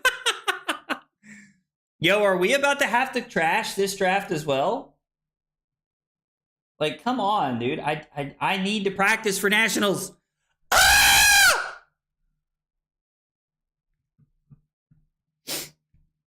I might consider turning my Febrari to light mode just for you guys.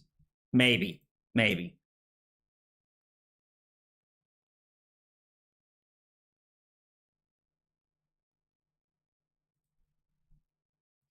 Maybe. I don't know. I don't know.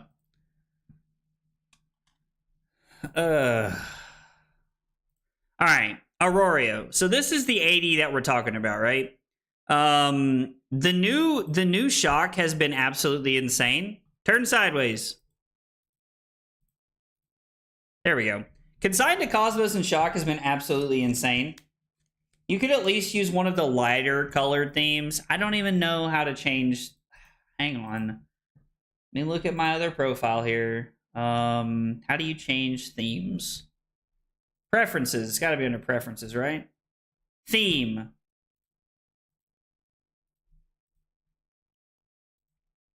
Sand sketch. Pikaru, Ice, See You. Did we drop this one as well? Okay, we're dropping this one as well. This is becoming ridiculous. Hang on, I'm working on updating this for you guys. I do like this Ice, See You one. Night of 1,000 Shadows. Update profile. There. Hang on. Let me reload the pages for you guys. Well, it didn't even reload. Wait, where is it at?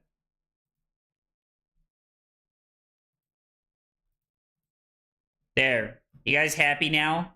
We're looking at this in dark mode. We're looking at this in dark mode. Liam said, nah, just keep it in light mode. You know a meld card is good when they don't have to print anything impactful on the left side? I mean, yeah, honestly. Honestly.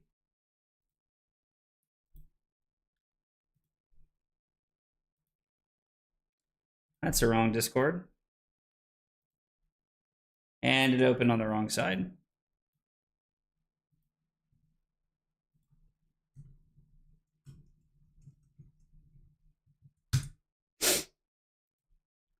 We'll see. I typed in the chat. Oh, you guys can see it. Third time's the charm. Surely. Oh, all right. Mekado's passing to me again.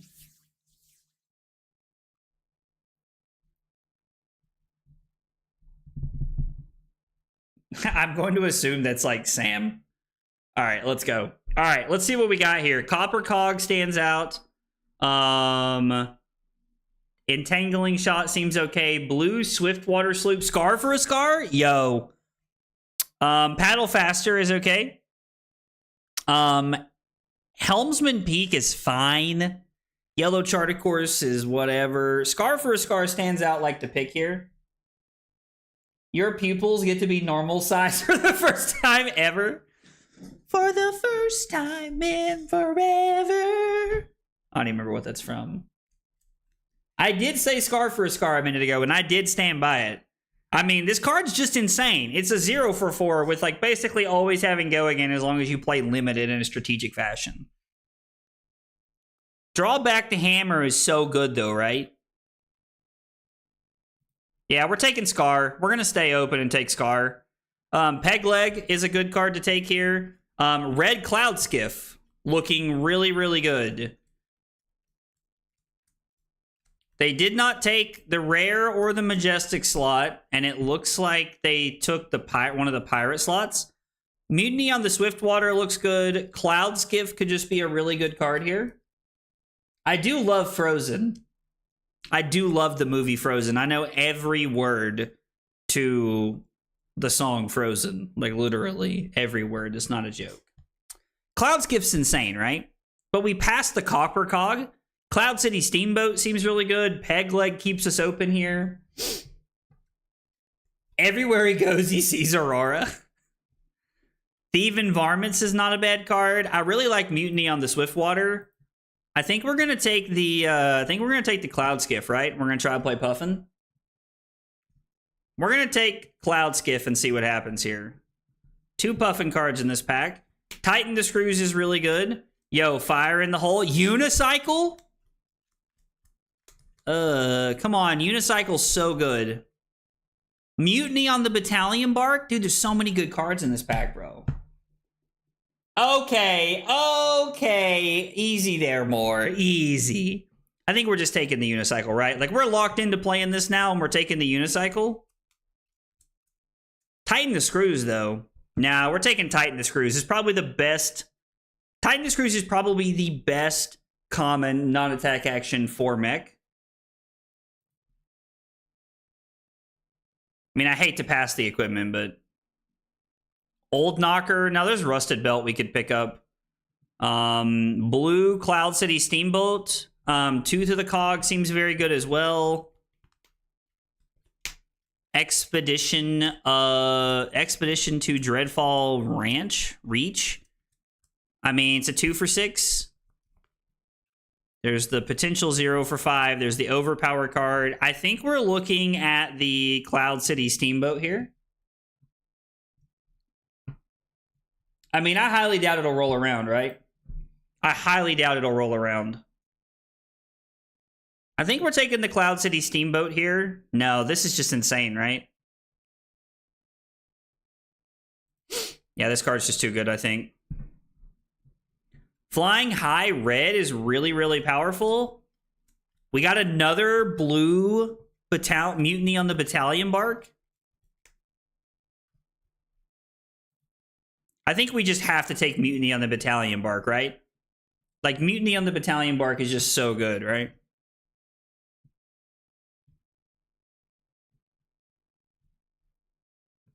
I mean, blue Tough Old Wrench is not bad, but I think blue Mutiny is just better.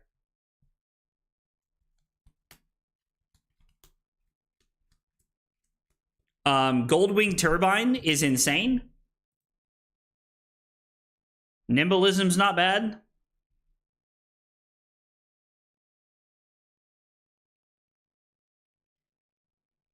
I think we're taking the Turbine here. Red Swiftwater Sloop. Blue Sirens of Safe Harbor. I mean, we have good... Man, this card just feels insane.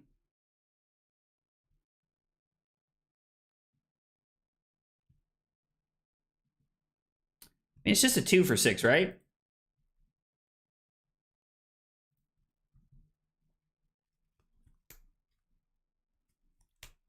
On the Horizon, I mean, it blocks 2. I don't know what looking at the top card of our deck really does for us. I do like the idea of the block. Let's just play around Overpower a little bit. We could take the Helmsman's Peak, but I don't think that's correct.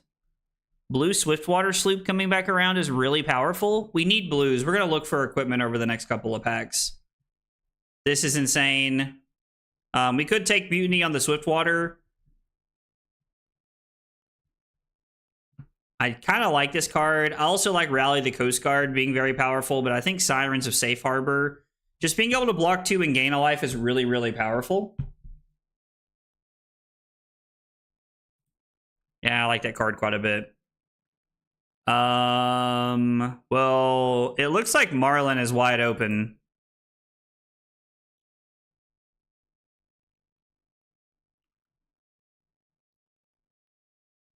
I mean, we could pivot, right?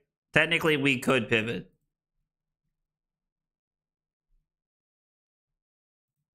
So everybody's just playing Puff in this draft.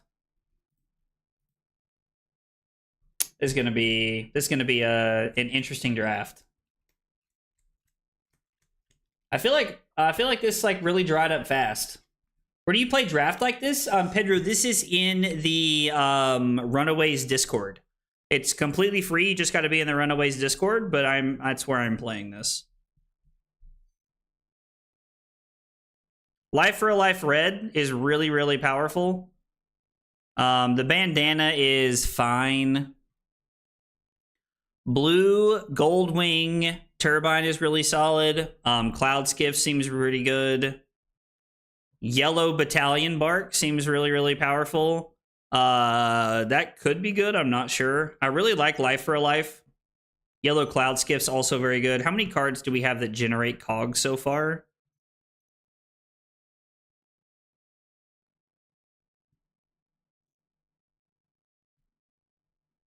I think we're going to take the Life for a Life, right? Like, Life for a Life just feels like the pick. I really like having that generic going in to start it off. Crash Down the Gates is a good card. I do like that card. You're talking, that's the generic, right, Dave? Am I thinking of the right card?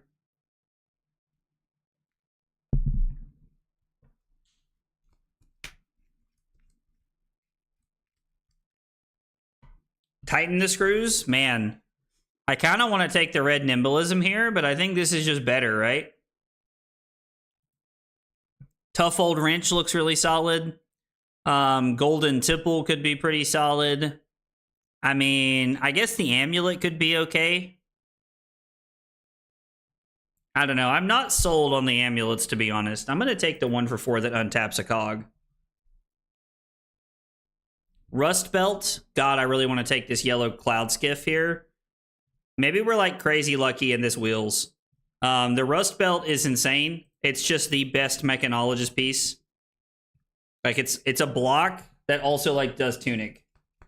Redline Marlin would actually be really good. Like, I think Marlin's wide open. I probably should have pivoted. And the truth is that like you can stay open in this set more than you can in any other set. At least any set that I've ever drafted in this game. So forcing Puffin may just not be the play.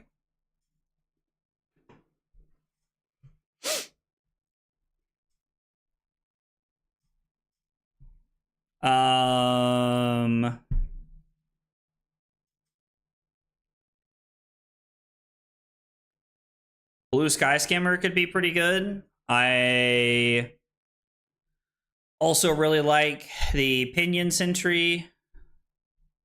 Blow for a blow, maybe.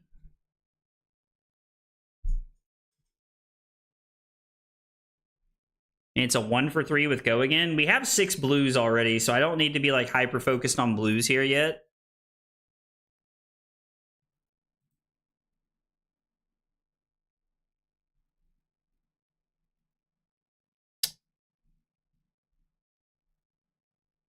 Redline Marlin has been the best deck for me so far, if you can get it. I mean, if we can get the cards, right? That's always like kind of the question, I feel like.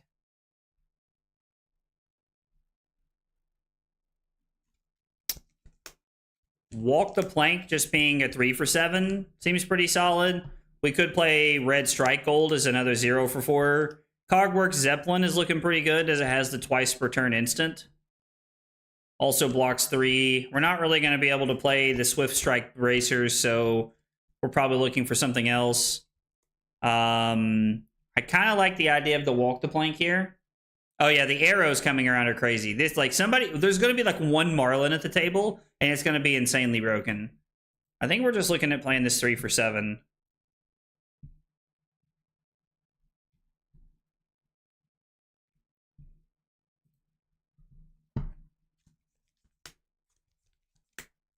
Not so fast.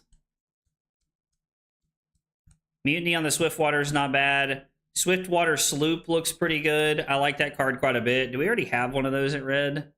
No, but we took one at blue, right? No, we do have a red Swiftwater Sloop. Maybe we're going to look at Tough Old Wrench here to just try and get some cog generation. I think we need to make sure that we have enough things that generate cogs as we're going through this. Blue Tooth of the Cog seems okay. We could be on Swindler's Grift. Yellow Swiftwater Sloop seems okay, just as a pitch 2 blues would go again. Tooth of the Cog does set us up, though, with the ability to generate more cog tokens if we're willing to block and galvanize with it.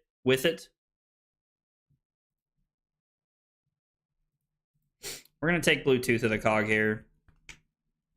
Red Charter Course seems really, really good right here. Very surprised that's still in this pack.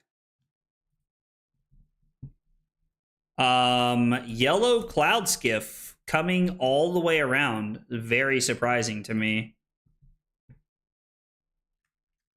On the horizon, Swindler's Grift is pretty good.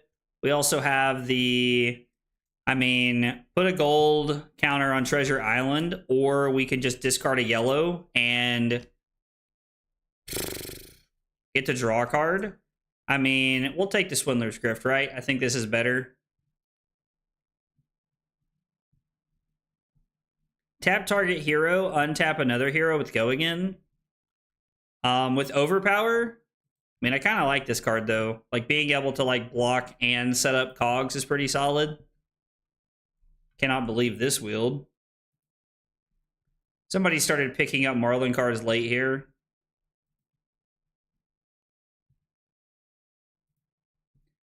Somebody's going to have the most broken Marlin deck in the history of the world. Like, somebody's Marlin deck is going to be absolutely insane here. The fact that I only have one equipment is terrifying me, honestly. That arm piece does nothing for us. Blue Battalion Bark is fine. Blue Cloud Skiff seems not that great. I'm not a big fan of Mutiny on the Nimbus Solver, and that card seems just like okay. I think I'd rather take the Blue Battalion Bark here, right?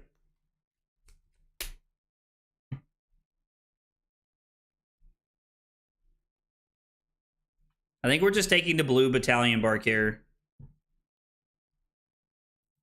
It's a 3-block. It's a solid late game pitch here. I think this card's good. Or a late game play. I think this card fits very well. Red Cloud Skiff is absolutely insane. There is like nothing else we're considering taking in this pack. Red Cloud Skiff is just crazy. The fact that there are 3 Rust Belts in the last 2 packs is kind of wild to me.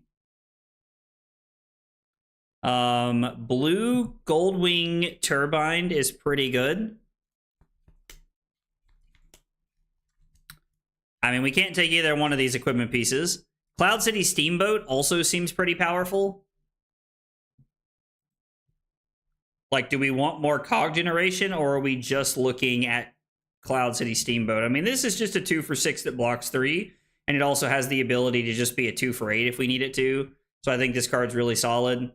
Sky Simmer is really good.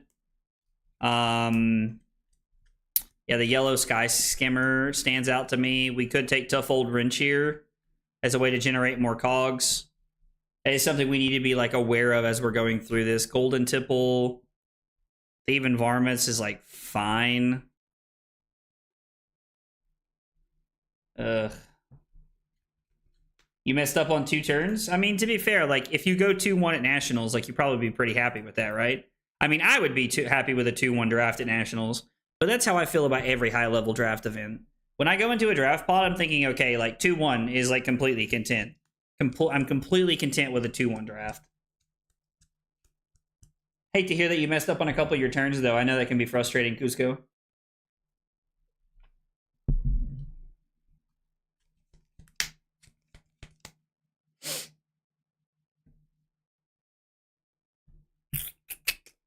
We have 10 blues. Tooth of the Cog just allows us to generate more options here. Blue Swiftwater Sloop is pretty good, though. Yellow Battalion Bark coming back around is very powerful. I would normally take this, but I think we're just looking at that Yellow Battalion Bark. Red Cloud Skiff. Or I'm sorry, Yellow Cloud Skiff and Red Sky Simmer. I think we're just taking the Sky Simmer here.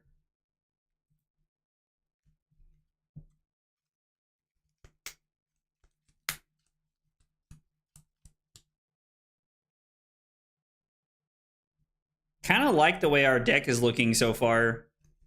I think our deck is actually set up pretty well. If we can find a place to like just get tempo early on, I think we'll be okay. We could take another 3 for 7. We could also take a trade-in and try to arsenal it. We could take Expedition. Rally the Coast Guard seems like okay.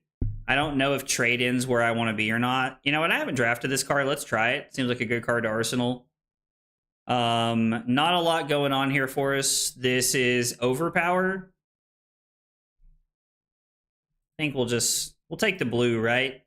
Look, we're probably just looking to try to play like 12 blues if we can.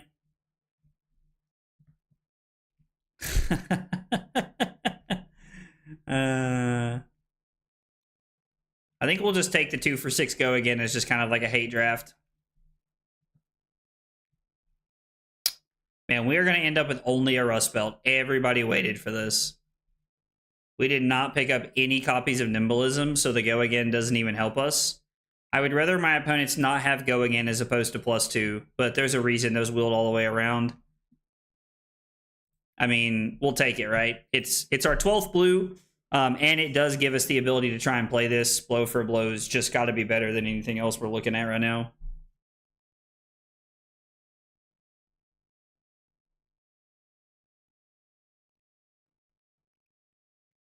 So we're probably going to end up on 10 blues, 3 yellows. It's probably going to be Battalion Bark, Cloud Skiff, and the Goldwing Turbine.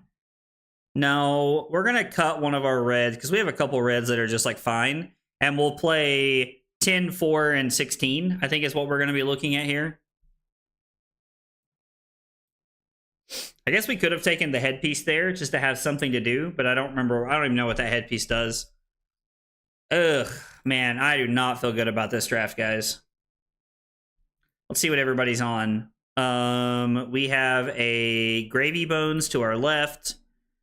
2 Gravy Bones to our left. Looks like a Scurv. So 2 Gravy Bones, a Scurv, a Puffin, a Marlin. That deck's fucking crazy. So 3 Puffins, 2 Gravy Bones, a Marlin, a Scurv.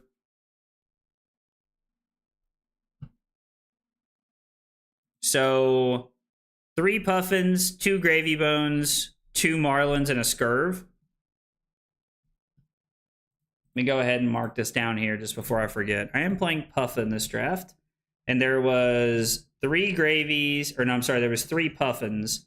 So it's 3 Puffin, 2 Gravy, 2 Marlin, 1 Scurv. 3, 5, 7, 8. Yep. So, all right. Let's see what we can put together with this nonsense. Who am I playing? 1, 2, 3, 4. Bile Bonson. You see this dark mode you guys are about to see? See this dark mode you guys are about to see on February? Yo, or it's just going to blind you guys anyway. I was like, bro, it took it a second there. Made y'all think, didn't it? Made y'all think, didn't it?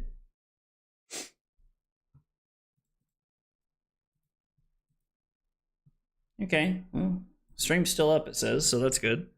This is going to be not Prism. Jesus! Draft 2, 5, 27, 25. So we're gonna have to add both of the guns in. We have this gun and we have this gun. Yeah, so we have both of the guns here. I mean, I guess we're gonna play the Nimblism at the hopes that we can try to like work it out to give something go again. We cannot play that card. We're gonna have it in our inventory though, not in the Maybe deck. How many blues do we have? 1, 2, 3, 4, 5, 6. 1, 2, 3, 4, 5, 6, 7, 8, 9, 10, 11, 12. So we're probably gonna cut 2 blues. I don't think we want Walk the Plank. It could be like situationally better than something else that we're playing, I guess. Swindler's Grift seems like super mid at best, I would say.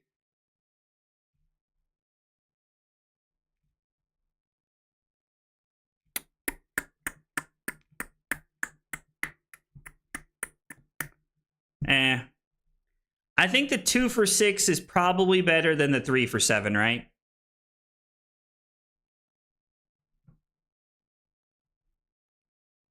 I just had the other card, and I don't know where it went. So we're going to cut this one.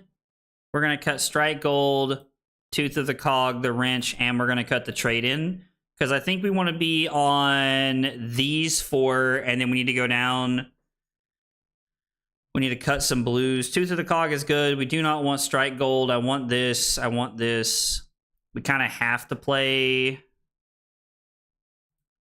1, 2, 3, 4, 5, 6, 7, 8, 9, 10, 14. This is exactly 30.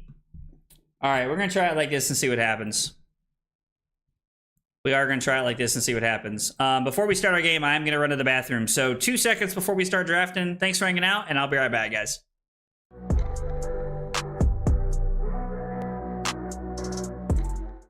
Kyle requested 5 subs of water. Fucking weeb. It was not water. That was not water. Oh, here, have some water. I was lied to. The lies. Yo, only 4 cups? Listen at this man. That is 4 full cups, Cusco. This fucking guy, bro. This fucking guy. What? Rookie numbers? Bro, Cusco's out here. Look, this motherfucker's just sitting over there with a pot of sauce going, oh yeah, I'm stirring that shit up, baby. I'm stirring it up. Oh my God, we're going crazy tonight. This is as close as I'm ever going to get to going Super Saiyan right now. So I just need you all to know how, like, okay, short break, and we're back. Let's see, copy link to deck board. And then somebody's already got our game. Bile Bonson. Let's go Bile. Let's go Bile. Bile Bonson. What an interesting name. What an interesting name. Why does I was like, bro, you better stop telling me to log in for Barry. Not for Barry. Do we want the go again or the +1? We're on 10 blues and 4 yellows. We probably want the go again, right? It's probably what we're looking for.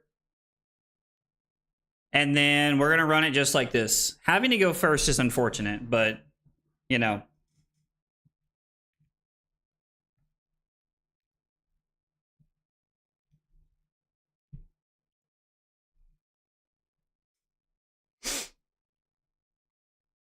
I mean, I think we can push quite a bit of damage here, right?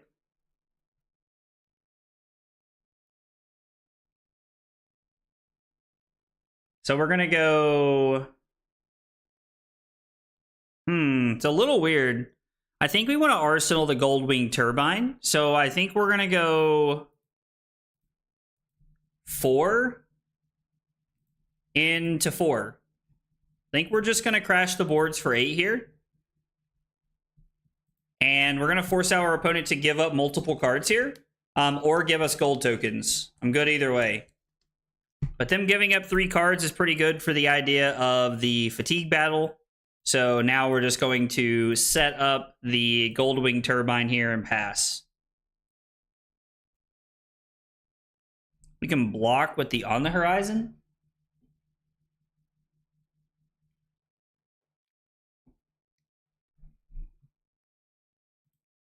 Okay. Bile is a true bro. Do you know Bile, Michael?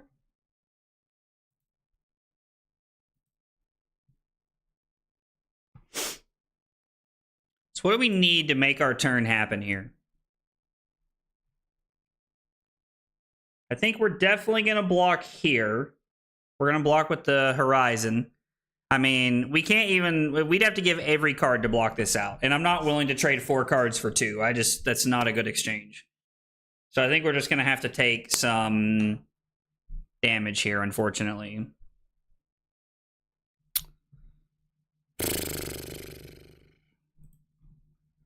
So if I block with the blue and the rust belt, we take 7, go to 13. And then it is Cogwing Turbine, crank the cog into Sky Simmer for 6, go again, into Expedition to Azuro Keys.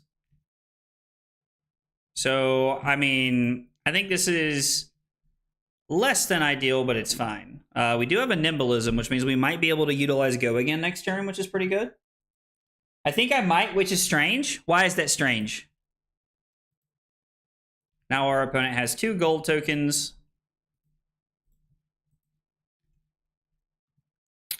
We are going to crank the cog, and then it's going to be 6 coming at you. So this hits. We are going to give this Go Again. Now we're going to break the combat chain so that we can utilize Puffin to break this golden draw card.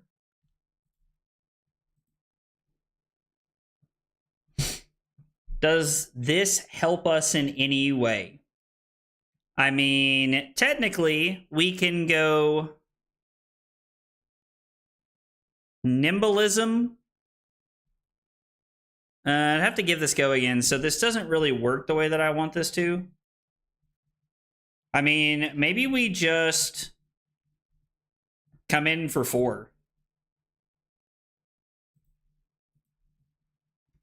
We come in for 4, and we get to put a counter on the island here, which means we get another gold. Yeah, we might as well. And if my opponent's willing to, like, give up a card and Unicycle or something, that's fine. I guess card and belt is the same thing. So maybe we're not supposed to make that play. Maybe we're not supposed to, like, add the counter there, because we're just going to potentially give them more gold next turn. We are going to Arsenal the Nimblism and try to set this up.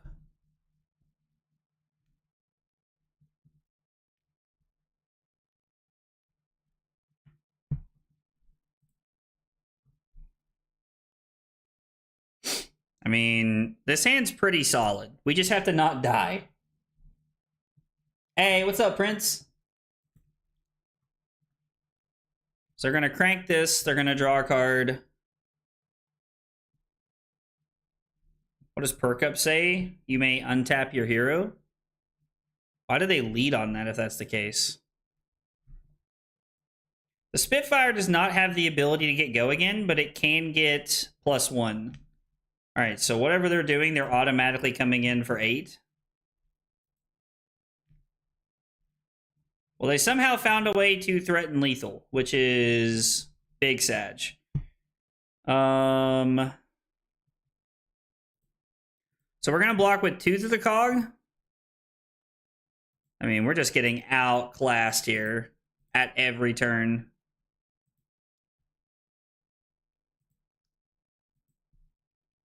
We are getting outclassed at every turn this game.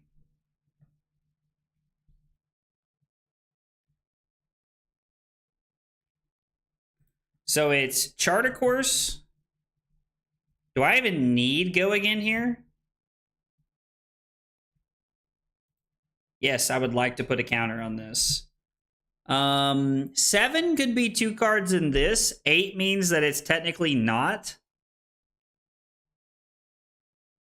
I mean, I don't really need my next thing to get Go Again. I wonder if I'm supposed to block here and just, like, play out 7. Because having the blue's not really doing anything for me, right? I probably should have just blocked 2 more. I get to be at 5 this way.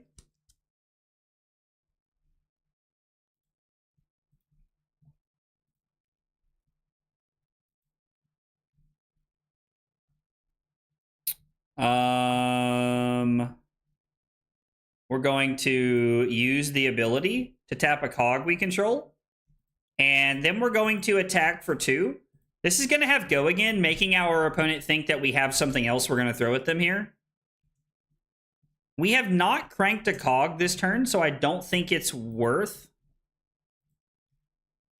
for us to try and no, there's no reason to, right?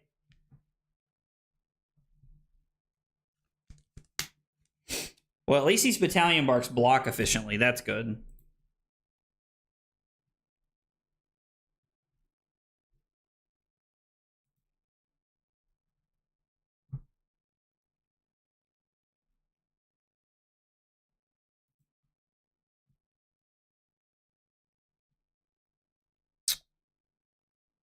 I mean, we have a bunch of 3 blocks in our hand, and in the interest of not... So, like, if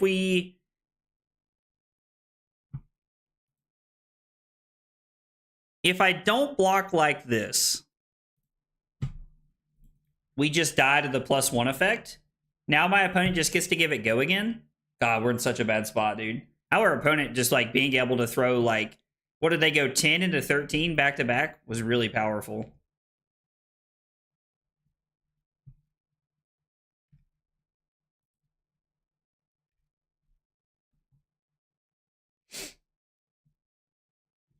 I mean, what are we doing if we actually keep cards? What are we doing here? Nothing, right? Like, we might as well just pass. Just play this one out and just pass here.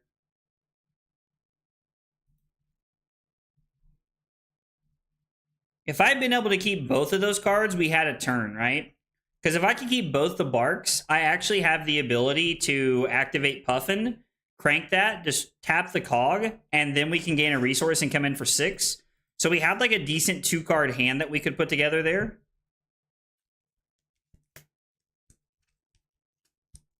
Our hand just was not it. That hand was not it. Oh, man. Dude, their deck is so good. Their deck is so much better than ours. Watch out for the Scurv in the pod. Did you just get wrecked by the Scurv in the pod?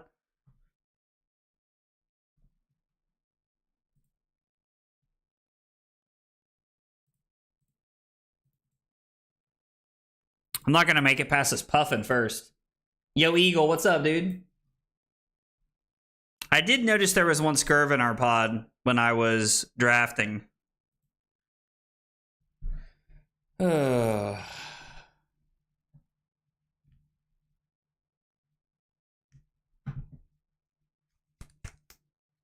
Don't really know what us winning this game looks like here.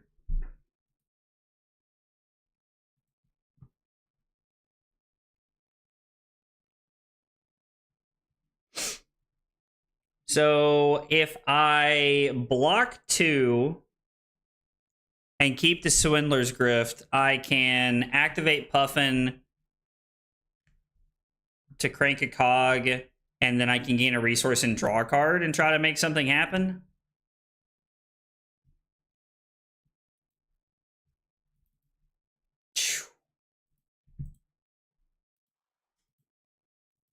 Maybe I'm supposed to block out and just try to deny the gold there. Like maybe the gold is just a play.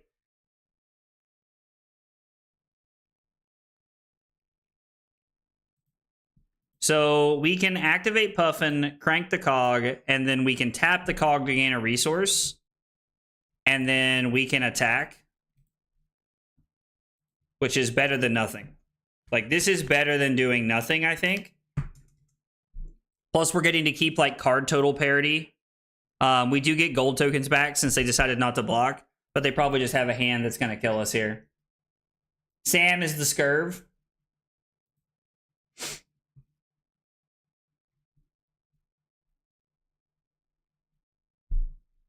I mean...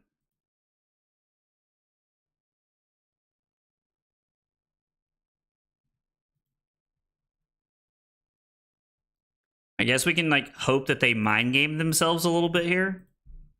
It's really our only play, I think, is to hope that they mind game themselves.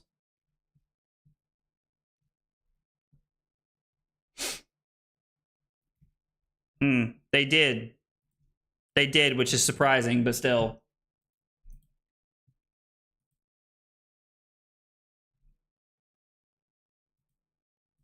I mean, I guess it's not a mind game if you just like have 7 after that.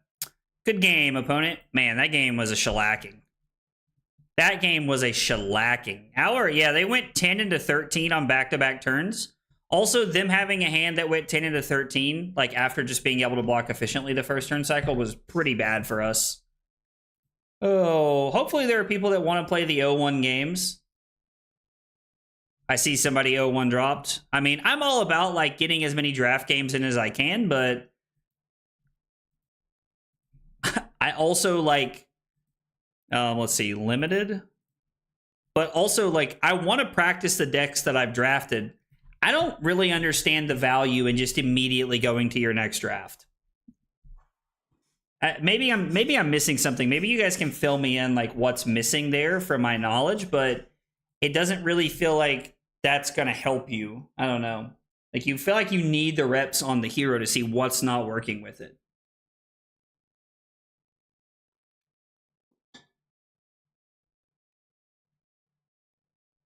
So hopefully there's another 0-1 gamer out there.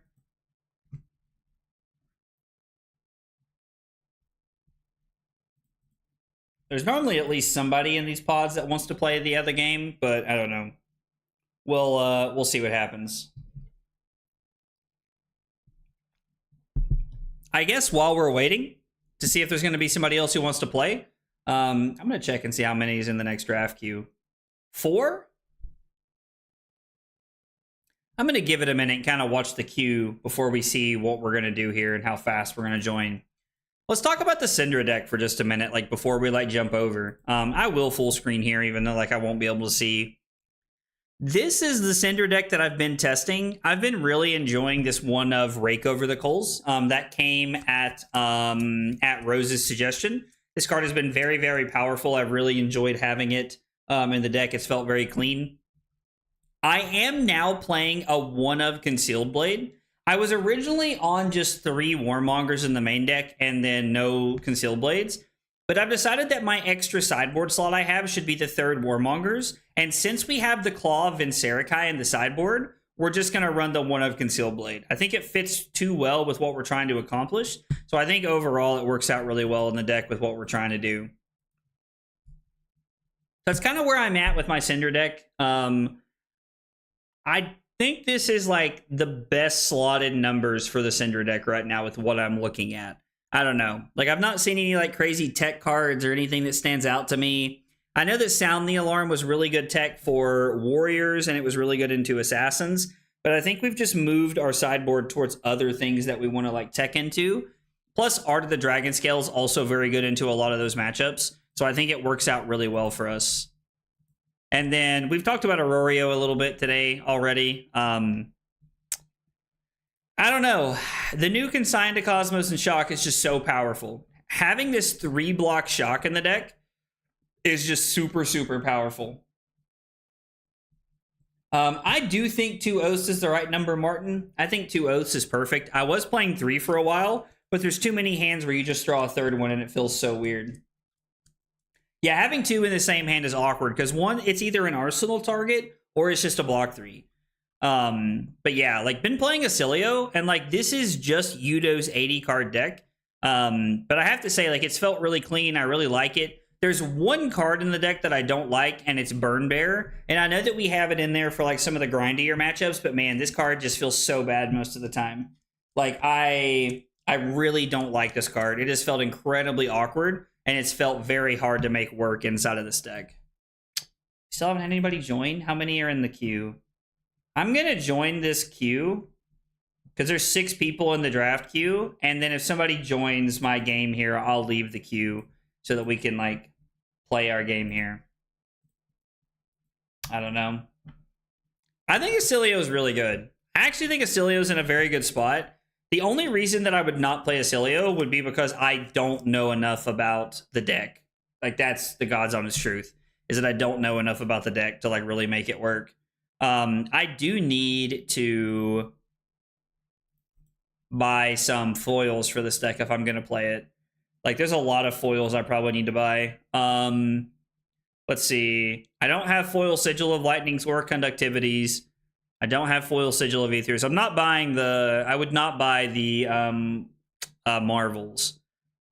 I have foil Somersaults, Discharges, Flittering Charge, Gone in a Flash, Channel Lightning Valley. So I would need to find foils of quite a few cards here. I have foil. I have the EA Fries. I have foil Sigils. I have foil Sinks. So there's quite a few cards I would need in foil here if I was going to play this deck. All right. Well, we're just going to delete our last game here, and we're going to jump into a new draft queue. I was really hoping to get another game in, but I haven't heard anything yet, so we're going to take this, and we're going to post it as an 0-1 deck. I normally like to play at least the second game. Lost really badly in the mirror. Hands blocked awkwardly, and let's see, hands blocked awkwardly and didn't line up. Going first felt bad. And then there's the deck list, and then we'll get another draft going here so that we can get started. I know that I was just talking about how I'm not really a big fan of just like immediately jumping in to, like, I'm just not a big fan of like immediately jumping into another draft. But I think this is one of those times that I'm going to make an exception, because there's nobody playing a game right now. Like, there's nobody waiting to play that game. I would need a Acilio bling, Billy. I would need a Acilio bling if you got a bunch of it laying around, dude.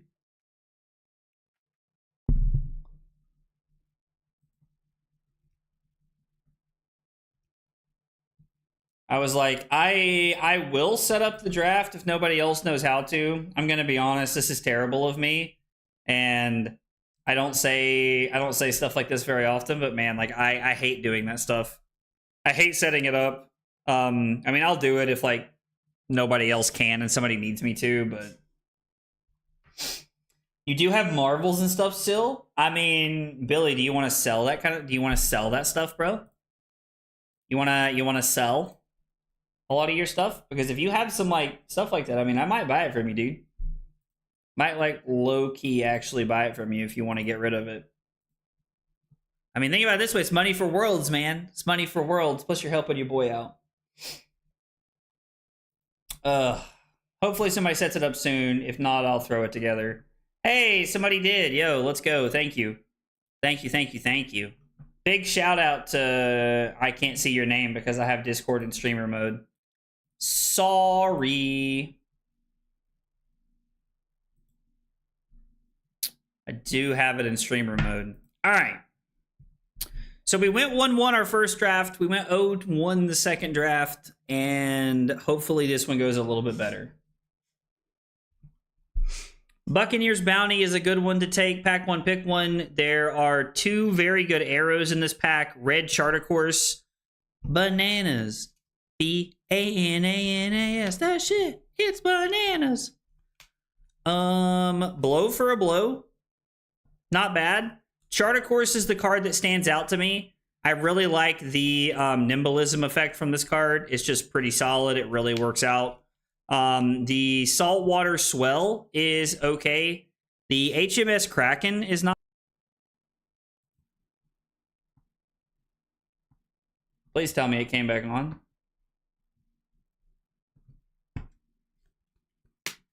Uh-oh. Fuck, did the stream cut out? Okay, did the stream come back on? I think the internet just like shit itself there for a second. Sikkim Shot is really good. Sky Skimmer is really good. Okay, it went down, but it looks like it came back up. Okay. Whew. Scared me there for a minute. Blow for a blow, captain's coat. Jack be quick could be pretty good if we pick up a nimblism. Blue fiddler's green is like, I would rather have the red one, I think. Sinker's not bad. I think we're gonna take the captain's coat and just kind of stay open here. Like leave ourselves open a little bit. There was definitely like a little bit of, I think the stream definitely dropped for a second, but I'm glad it came back up. Will not confirm the captain's coat for me. I think my internet is like dying again tonight. God, this happened to me the other day. And by the other day, I mean yesterday. Yesterday, I was actually thinking about streaming, and then like our internet just died.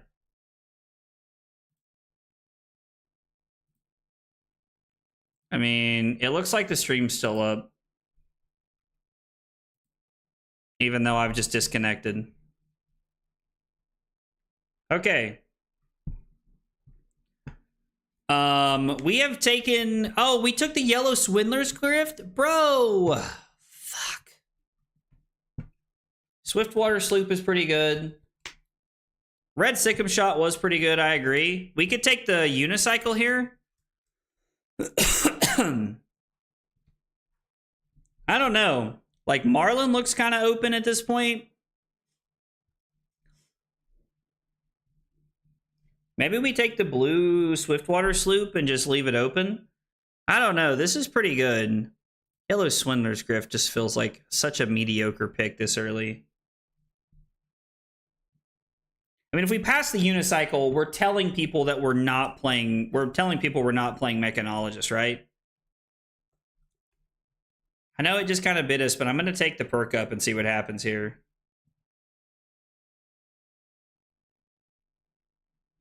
Yellow Charter Course seems fine. All right, we're playing Marlin.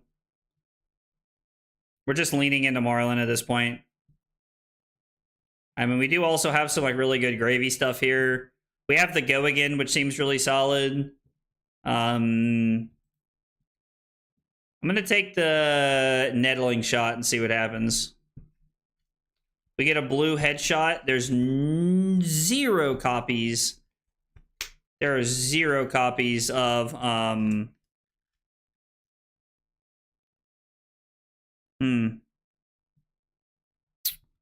0 copies of mech cards here.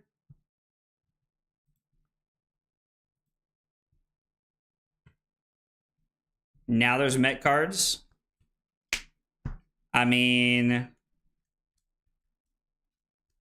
yellow Swiftwater Sloop seems okay. I mean, the Nimblism arms are only good if we actually get a Nimblism, right?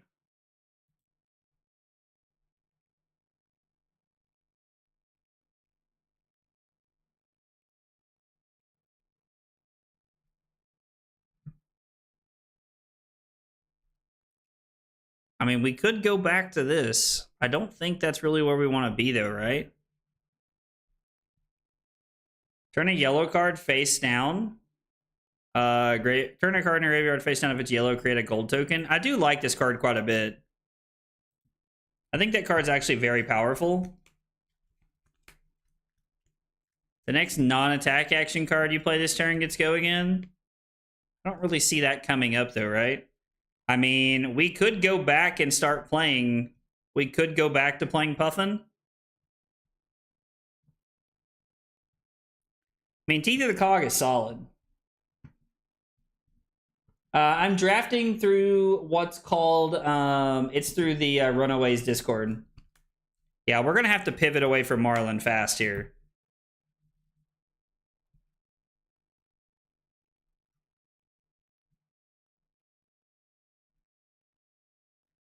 Let's get rid of our arrows. Bring perk up back.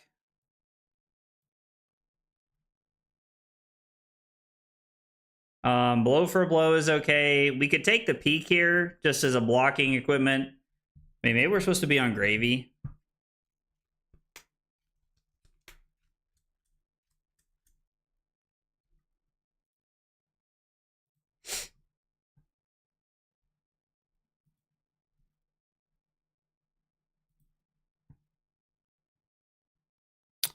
I mean,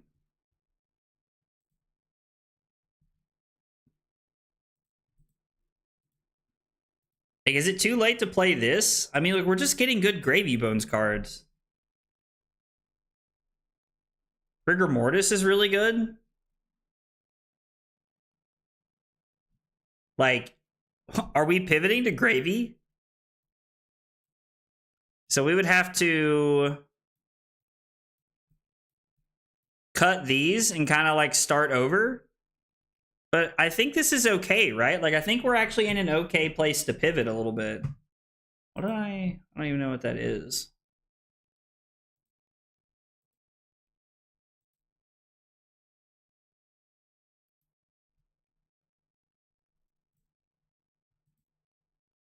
Okay, I have no idea what happened there. I don't know. Like, I think we might just be swapping into Gravy Bones. No, this is completely free, Baron. This is completely free. We're just gonna take Rigor Mortis here. On the Horizon seems really good.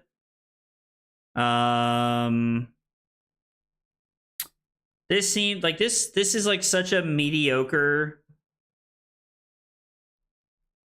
We could take the headstone here, but we already have a headpiece. We could take the peg leg.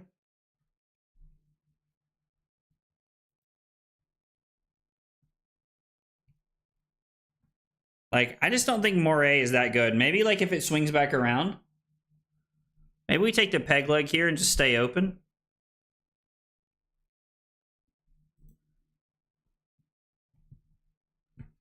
Blue Jittery Bones. Buccaneers Bounty is pretty good. Blue Swiftwater Sloop. Blue Nimbleism. On the Horizon is really good. That's true. There was another headstone in the pack. We need blues. I mean, I think we're officially just going to like take these cards and put them over here in our sideboard because we're not going to be playing Mech or Ranger.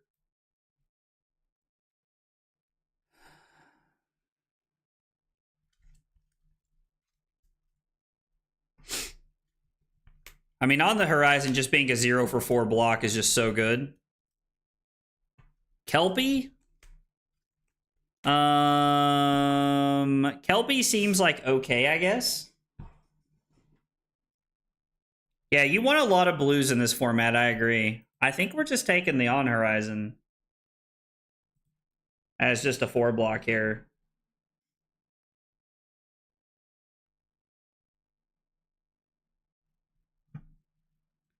Yellow 2 for 5. Swindler's Griff seems okay. I like Swindler's Griff in this deck.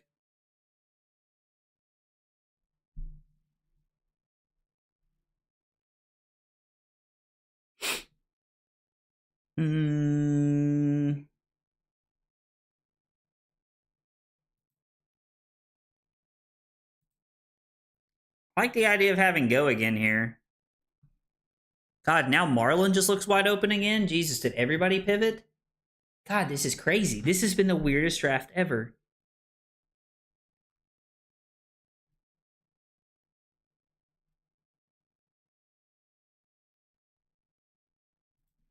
And we need ways to generate gold. Burly Bones is really good. Ravenous Rabble, Chief Called, that ain't it. Oh my god. Did everybody freaking pivot?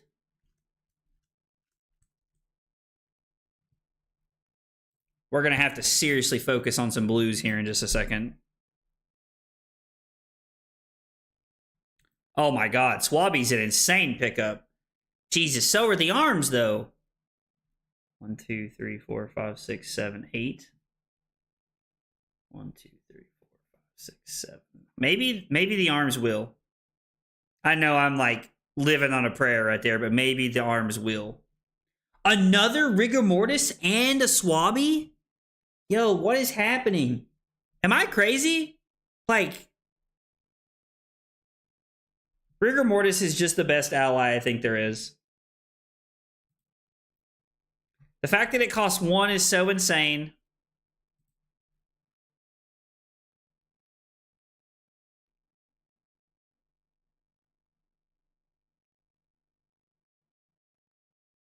Angry Bones is a blue 3 block. I really like the crash down. But I think Angry Bones being a 3-block is just better, right? Blue Sirens. There's a red Goldwing Turbine in this pack. What is happening, dude? Blue Sirens are safe harbor.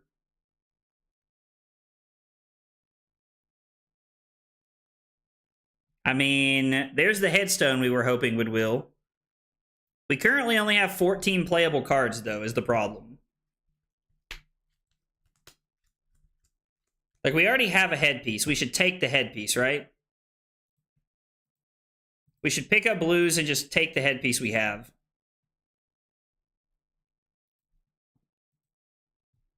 Jittery Bones is not exactly where we want to be, but we just want playables right now. I think we just want playables. I do think we're being rewarded for the pivot, actually. I do think we are being rewarded for the pivot. Also, guys, thanks for hanging out. Appreciate you guys for being here. I know that there's been some... like weird internet issues, so I just appreciate you guys chilling. Holy cow! I cannot believe that wheeled. I have to be the only one, right? Of target hero's deck. If it's yellow, create a gold token. Yellow Swiftwater Sloop seems pretty good. Scrub the deck is also just a really good 0-cost card that, like, could set us up here.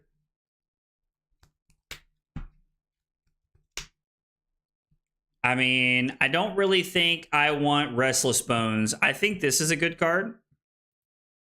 We're trading one card for one card, right? We can also set up allies with us this way. It's a blue 3-block, which is what we need. Angry Bones looks okay. Quartermaster Boots is not bad. Red Jittery Bones is like mediocre. Red Angry Bones is fine, or yellow Angry Bones is fine. Swindler's Grift could be pretty good.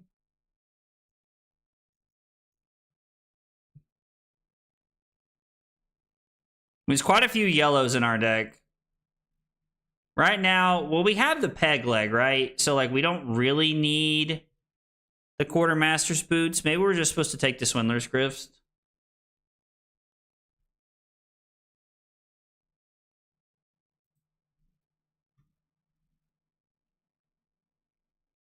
Barnacle is pretty good. Yellow Battalion Bark seems pretty good. How many? We have, what, 3 allies? Yeah, 2 Rigor Mortis and a Swabby. So maybe we pick up a Barnacle here, and then we, like, try to focus on blues the rest of the way. The Battalion Bark's not going to be that good. Like, the Bark's not going to be that good, right?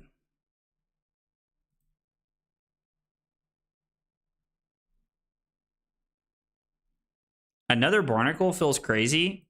This is Mutiny on the Swiftwater to pick up Go again is just insane. Golden Tipple feels fine. +2 seems okay.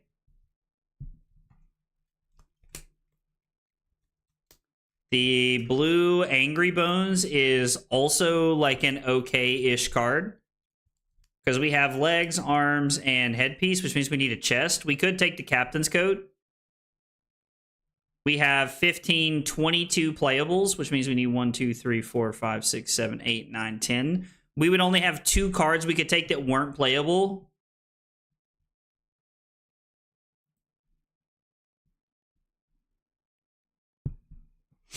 Sorry, this is a tough decision.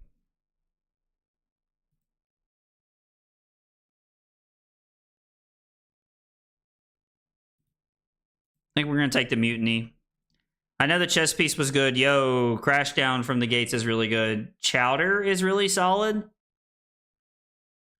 Oh, man, we're getting a lot of good cards. Maybe Chowder wheels. Like, how crazy are we to think that that wheels?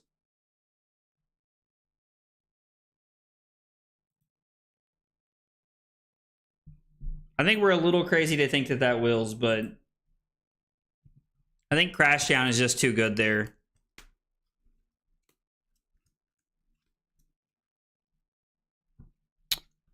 Your next attack gets +1, and when this hits, untap your hero. Go again is really solid for Mutiny. There's another Chowder here. Getting rewarded for not taking the first one.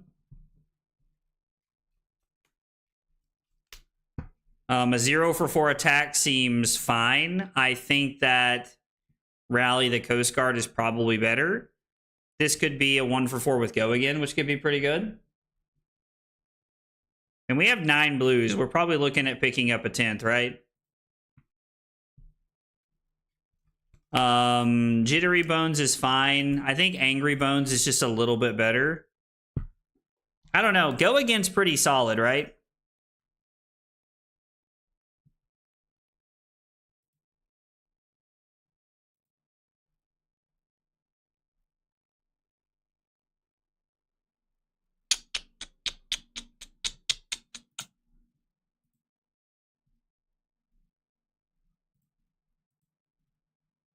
Well, I have to tell you, we're not going to be worried about what cards we're cutting this round. Jesus. Oh boy. This has been a draft of all time. Although I have to say, I feel like I learned something pretty important from this. I learned that you are able to stay open pretty late. All right, what do we have in this pod? I'm on Gravy. They are on...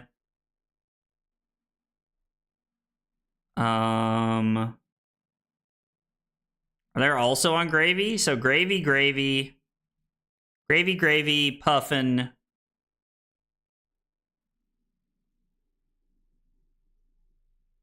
I don't... This appears to be Scurv. No, there's a couple Ranger actions in here. So this is Gravy, Puffin, Marlin. Puffin number 2.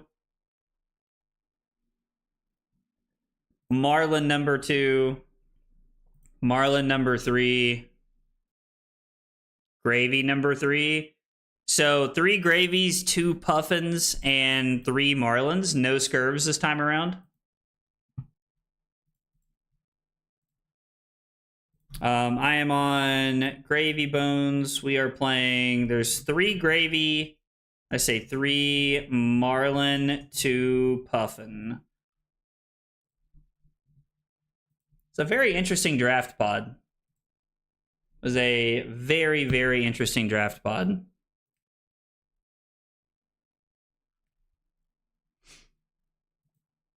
All right, so we are on Gravy Bones. Draft... Let's see, 5, or I'm sorry, this is draft 3, 5/27/25. All right, let's go through and cut all of the cards we can't play first because they're not legal in our deck. Like this one, and this one. This one, we took a blue, we took multiple blues we can't play. There's a blue headshot in here somewhere. I think there's other cards we took that we can't play. I don't think I want to play this Strike Gold regardless unless I have to. Maybe Strike Gold's better than Walk the Plank. Ugh.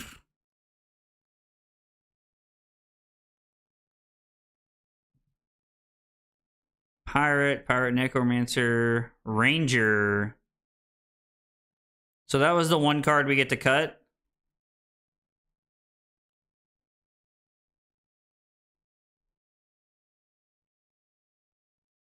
That was the one card we get to cut. All right, let's do it. We'll see how this pans out, because I got to be honest, I'm not holding high hopes for this draft, guys.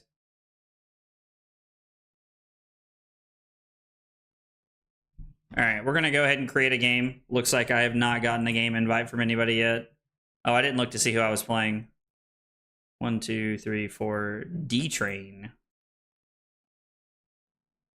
Bro, Talshar better get it together.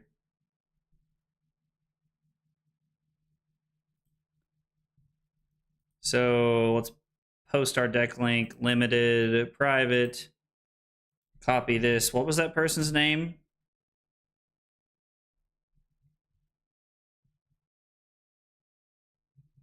Was it G train or am I going crazy? I didn't put my weapon in regardless, so it's good I didn't send this yet. Jesus. There's all kinds of stuff happening. Yeah, D train. That's why I couldn't find them. We have to put the compass in. I always forget to add the compass to things.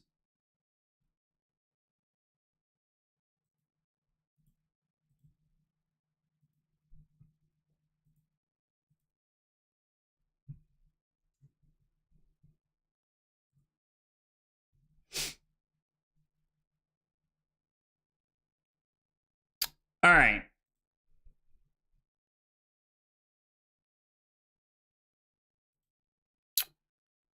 Send my game to my opponent, so we should be able to get going here in just a second. In rigor mortis we trust is the truth, brother. That is the truth, dude.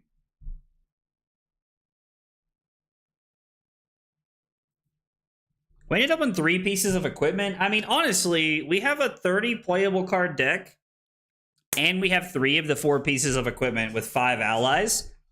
The fact that you can pivot so late is wild. The fact that you can pivot that late is actually crazy to me.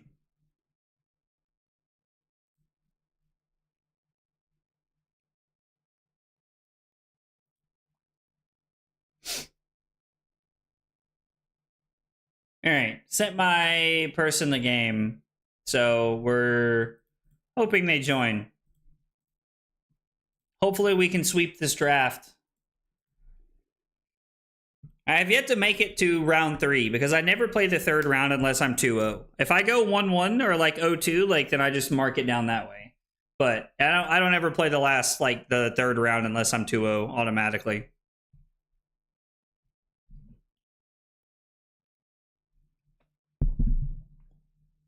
Oh man. Does anybody know what the score of the game is? I'm gonna pull up ESPN and see what's going on. I don't even know what I would have bet on tonight. Actually, I do know I was going to bet on the Pacers game score to be under 118 in the first half. So 117 or less was going to be the bet. And let's see how that's going right now. Let's see. NBA scores. So, looks like that would not have been a very good bet. Looks like that would have not been a very good bet. That's 69 points. And then 50 would be 119. Yeah, dude, dang. They would have torched that if I would have taken that bet. Man, so like it's almost like somebody was trying to do me a favor. All right, so they're going first. All of the cards that we have in here are playable, except for the Strike Gold, which I don't think we really want the 0 for 3. I think I'd rather just have the 0 for the 3 for 6. Crash Down the Gates might not be a bad card. I really like blocking with Sirens of Safe Harbor on the first one. Keep the Jittery Bones if we can, and we'll block with the Swindler's Grift. So, I mean, we might need to block 5. I don't know. We'll see what happens. We'll see what happens. I think we do have to worry a little bit about them fatiguing us. I have been told that a lot of Puffins have been fatiguing Gravies in these matchups. So we got to be a little careful with what we're up to here and how we play these games out. So got to be a little... We're going to have to play pretty tight here.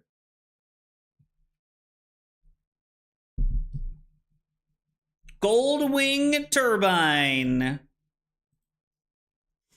Every time I see that card, like, because it's called Goldwing, I always think of my grandfather. My grandfather had a Goldwing when I was a kid. He had one when I was growing up, and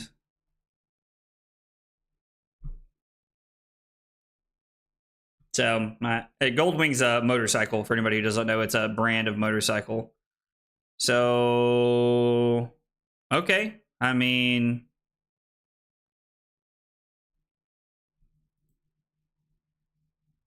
I guess we're going to go ahead and just take a look at the top card of our deck. It'll give us more information to know what we're doing here. if that card has Watery Grave. I mean, I would be down to just like hit a Watery Grave right here off the top. Your grandfather was cool as hell. My grandfather was awesome, dude. My grandfather was awesome. My grandfather was, in fact, awesome, brother. But I appreciate you saying that, man. It means a lot. Mavrian. I think between him and my father, it's where my love of motorcycles comes from. I really like motorcycles. We like had dirt bikes and stuff growing up that we always rode. And I've always wanted to have a street bike. Yo, it's a rigor mortis. That's insane, bro. That's actually insane. So we're going to attack, destroy the top card of our deck. And it's rigor mortis, so it's going to have the Watery Grave text. So this is going to be 2 go again.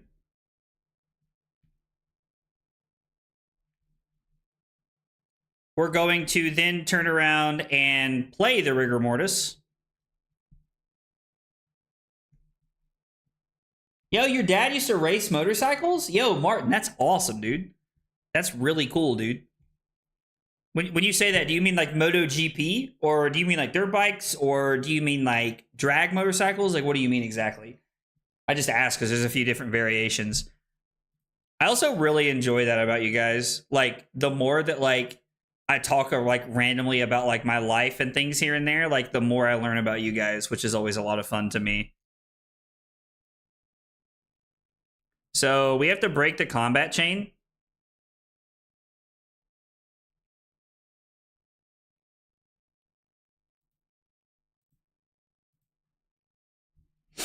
I mean, we can always just arsenal this, right? I think we're just supposed to take the value of being able to put the rigor mortis into play and just attacking for 6. Dirt bikes, small circuits in the south. Yo, dude, that's so cool. He was a gearhead through and through. I have to admit, I don't meet many people that I feel like I like know from like the motorcycle part of my life. It is pretty cool though. Like, it is a lot of fun to meet people like that. All right, so we're gonna Arsenal crash down the gates, and then we just know that we have a really good like finisher here, as long as we're able to put together some go again. Honestly, there was no world we could have used the peg leg there to like have go again and still end on the 3 for 6. That would have been insane.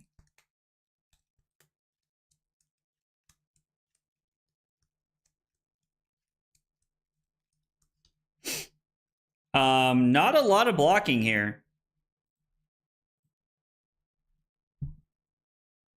I think we can pitch this. Is he just going to attack this? Okay.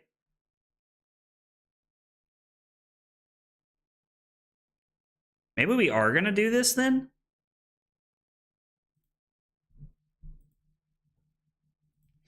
All right, so my opponent's just going to focus on fatiguing us here, which means we're just going to try not to put out the damage. Never went dirt biking, but years of four-wheeling in the mountain on back roads of West Virginia. See, dude, I love this. Like, you get to learn so many fun things about people just by knowing stuff like this. Like, it's so much fun to know this kind of stuff.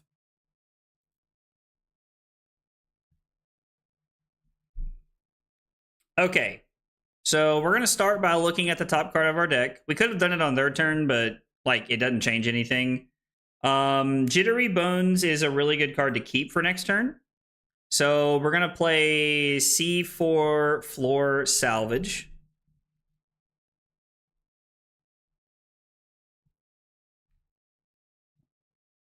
And we're going to turn this upside down to create a gold.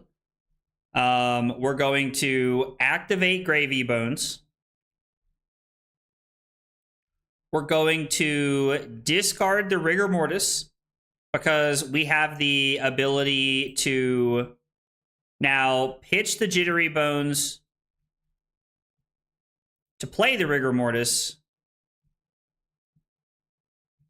And then I guess I could break the peg leg here. We needed a blue, right? I guess we'll just save the peg leg and we'll just come over the top. We'll just try and attack for 8 here. Although, it might just be better. I don't know. Is it better to attack, like just pitch the Barnacle to attack, maybe? Yeah, let's just pitch the Barnacle and attack. I kind of like just throwing our allies over and over again. I feel like it's a pretty good turn cycle for us. And it also gives us the ability to like force our opponent to make some interesting decisions. I guess we probably should have put the Barnacle in play because it's harder to kill, maybe? Can you block with ally cards from hand, or does that activate Watery Grave and turn them over? They don't have a block value at all, Donald, so you're not able to block with them from hand at all, unfortunately. I cravey gravy, dude. I'm gonna hear that so many times at pre-release this weekend. I'm so excited. Let's see. I was on a road trip from Texas to Pennsylvania a few years ago. Met a guy who was road tripping like 50 states in a 90s Goldwing in Arkansas. Yo, that's so cool. It is really funny that you bring something like that up because my grandmother and my grandfather actually went to all 48 U.S. continental states on the Goldwing. It is something they did together. It's something that my grandmother talks about very, very highly. It's actually really cool. So it's really cool to know that, like, it's just really cool to hear you say that you knew somebody else that way. That's awesome, man. I love that. Yeah, attacking with allies does help us survive the fatigue effect. That is very true.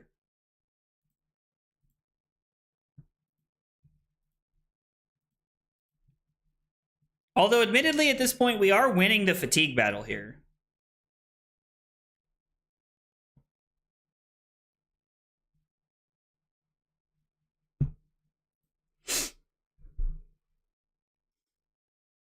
I think this is just going to be activate Compass.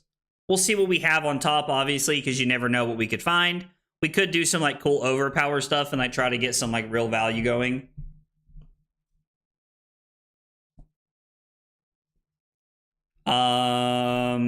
No, I mean, we'd like to keep that, I think. So I think from here, we're going to go Chart a Course. And then we're going to Arsenal the Barley Bones, or the Burley Bones. Sorry, Burley, not Barley. Yeah, let's throw a counter on there. And then we will overpitch like this, and we'll Arsenal the Burley Bones here. So this is 11. 1, I don't know that they can block all of this. 2, if they can, I mean, that's 4 cards out of their hand, which means we traded a Chart of Course, and we traded a Crash Down the Gates for 4 cards. W, in my opinion. Yes, my grandmother has scrapbooks upon scrapbooks of pictures and places they went and things they did and saw, and it's really cool. When my grandfather passed away when I was 14, and when he passed away, she kept the motorcycle for years. Even though like she never drove it, she just sat on the back of it, and she kept it for years until one day she finally sold it.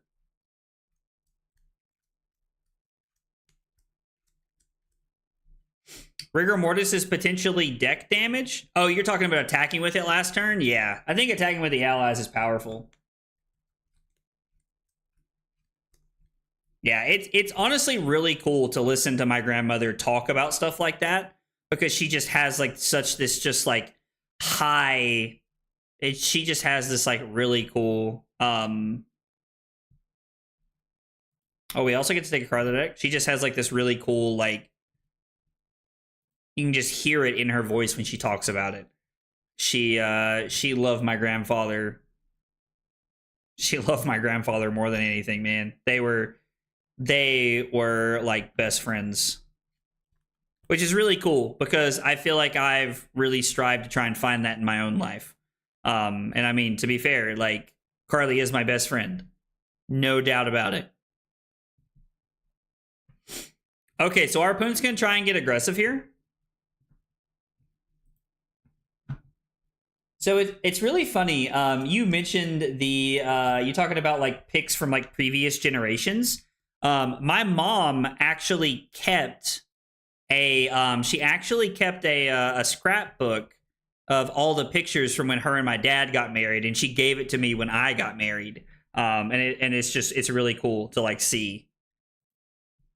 They're just attacking us for 6. I think we're just gonna activate Compass to see if we can use our washed up wave here. Because if we can, like, it's just 2 points off of equipment. I mean, listen, for how they've been playing, this is them getting aggressive. All right, what does our turn look like here? We can... we're not going to be able to play this. So if we block 2, we take 4. Yeah, they're 2 card 6 being aggressive. I mean, listen, it's more aggressive than they've been, right? I hate giving this up, so I think we want to... We crack a gold to draw a card. We draw into Swiftwater Sloop.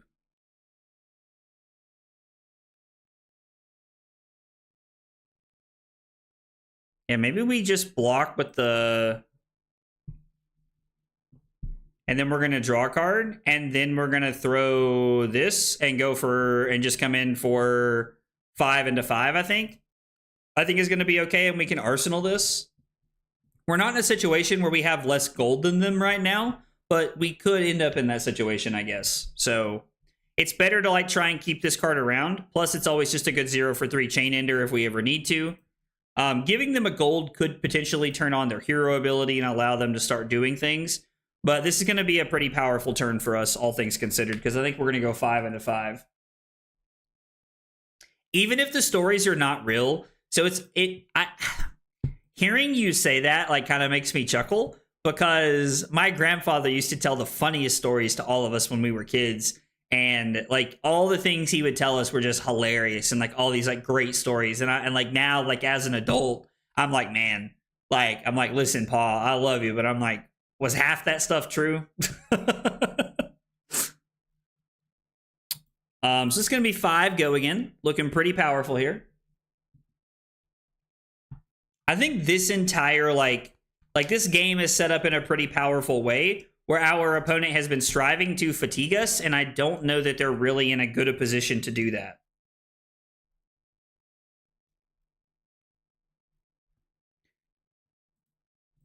All right, so they're going to take a little bit of damage here.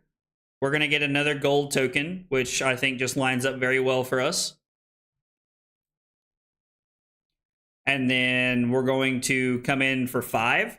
We do not know what the top card of our deck is, so I have 0 interest in giving this overpower. At this point, we're just fatiguing them, and we know that we have multiple cards in our deck that have offense late game, so... You know what, guys? We're going to run a poll really quick while we're all hanging out here. This is going to be on both YouTube and Twitch. I'm really curious. Let's see. Start a poll. I want to know what you all think. What do we play at Nats? Be serious, please. Acilio or Syndra? And we're going to start this poll. I'm also going to run this poll over on Twitch for you guys. I want to know what you all think. Like, I genuinely want to know, like, what you all think in terms of, like, what I should be playing. Like, from a serious standpoint. Because I've been testing both heroes. You know I'm on the Ninja train. Are you playing... Rosen, I'm sorry, I've asked you this before. Are you playing at Nationals? And if so, are you playing Syndra? And follow-up question, if you're not playing at Nationals, would you be playing Syndra?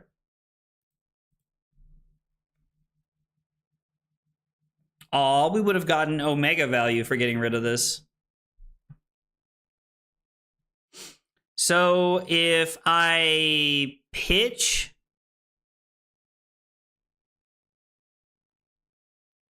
They're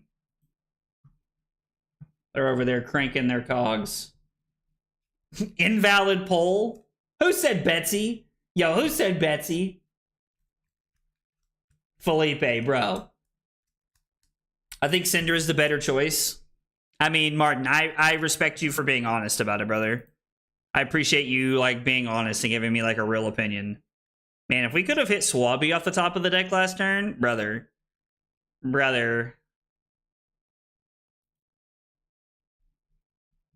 Jittery Bones is not really a card I want to... I mean, we can't get value out of the washed up wave anyway like that, so... this is a 2 for 7. Is the go again better?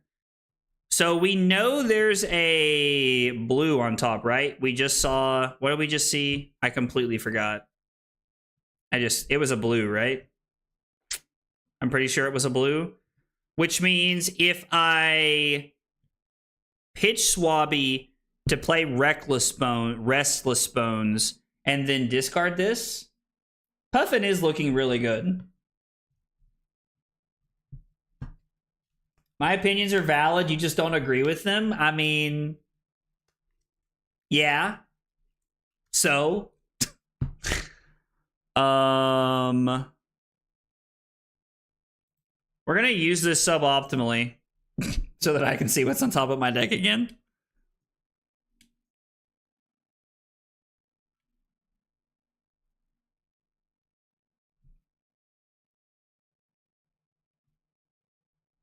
They're going to give this go again. We're going to take some damage here, but we have a really good turn, I think. Whatever you have the more reps on, I mean, that's valid. Okay, so it is a blue. It is a blue, thank God. The poll should close automatically on Twitch, right? Yeah, it closes automatically. Let's see what we voted for. So we got Syndra at 62%, and we got Syndra at 100%. So let's see. Let's go ahead and end the poll here. I mean, sounds like Syndra is the unanimous pick. And I did just get some really cool stuff in for Martin. I'm actually going to show it to you guys before we end the stream. I'm actually really excited to show it to you guys. I mean, Mask of Momentum will go crazy against a Gravy Bones deck. Also, Mask of Momentum will do really well against Puffin and CC, in my opinion. I think Puffin is very weak to Syndra, if I'm being honest. Signing up for Acilio for a bunch of big event is that I feel like you can just draw hands that don't do much. Yeah, no, it is, like, sadly a very real possibility. Sometimes you just have those hands. We're blocking with the Angry Bones, right? Because we're going to activate Gravy Bones. We're going to discard... Hang on. We're going to activate Gravy Bones, discard one of these, discard Chowder. We pitch a blue to play Restless Bones.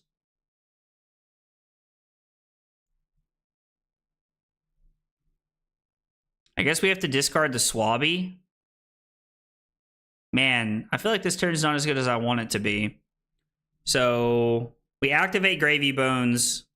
We discard one of these.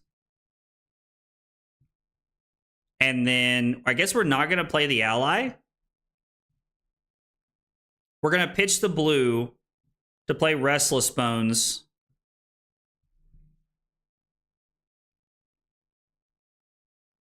Do I just have to pitch one of the allies to draw a card?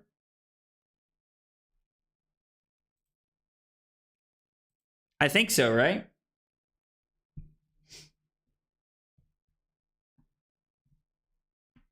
Syndra is a skill check for the opponent. Acilio is a skill check for both of you. That's what scares me, is that Acilio is a skill check for me as well. That's what scares me. I mean, and Florian's going to be represented, right? Like, at Nationals. Florian will be represented at Nationals.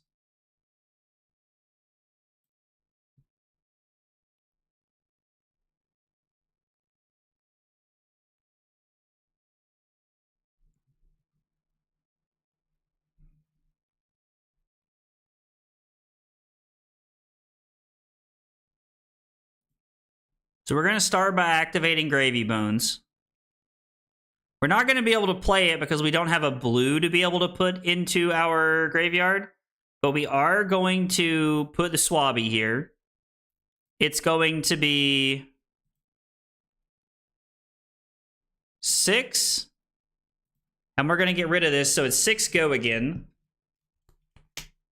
And then I kind of wish we had the ability to play this. We could have cracked an extra gold to try and find another resource here. Oh, Florian will still be a decent percentage of the meta. I 100% agree. I just assumed you were secretly an Acilio god. Bro, listen, Salisbury, I appreciate that level of confidence, but Unfortunately, that is not the truth.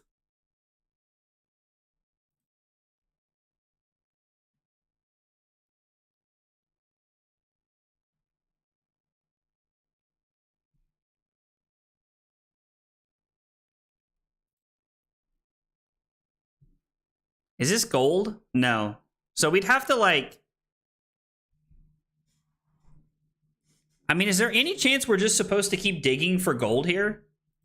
Like, throwing 3 is not really an ideal play here, right?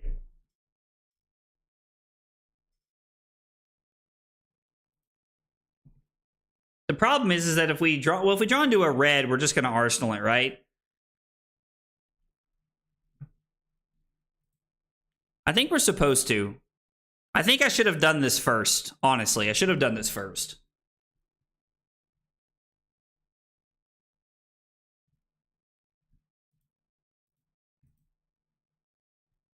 Would have liked that. I would like a card that threatens lethal, but I don't think we have a 3 for 7 in our deck. I think the 1 3 for 7, 3 for 8 is already gone, right?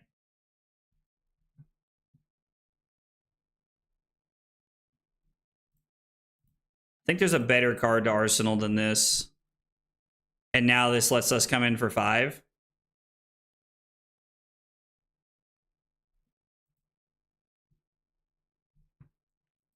So we're going to come in for 5, and if this hits, we get a gold token.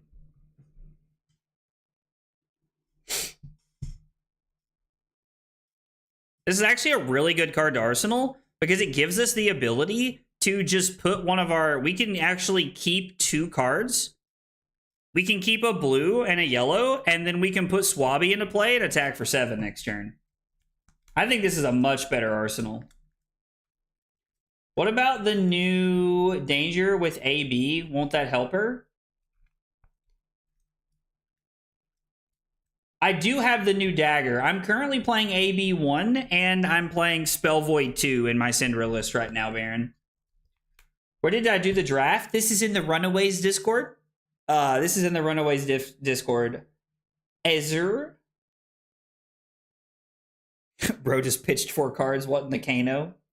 I mean, the funny part is if, like, I had done this earlier, I would have had the ability to, like, throw the Angry Bones, right? Which would have just been a better play, because I could have went for the potential destruction of the top of my deck to try and get value. So we end up getting a gold token here, which is really powerful. We put our opponent down to 5, and now we're in a situation where we have set up for our ally next turn, which means we can block 2 cards, keep a blue and a yellow, or 2 blues, and we can attack with the Swabby next turn, which is really, really powerful because it's a 2 for 7. Look at that pitch stack. All right, so it's going to be like this, and then we're going to arsenal this power card.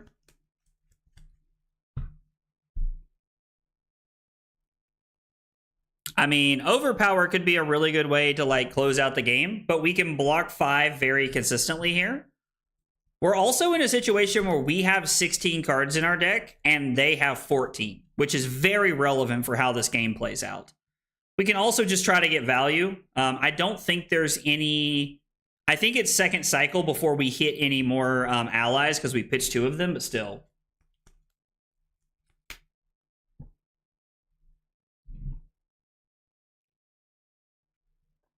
Yeah, having the arms is very powerful. We just have to make sure we get to a position to where the arms, like, can actually get the 2 points here.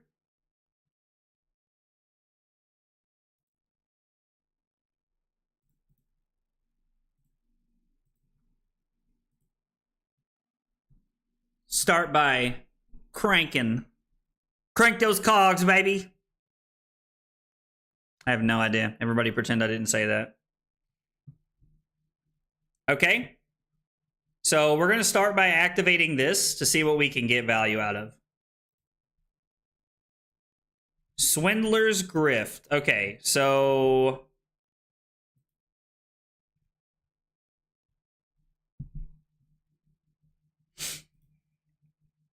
I think we're just going to take the...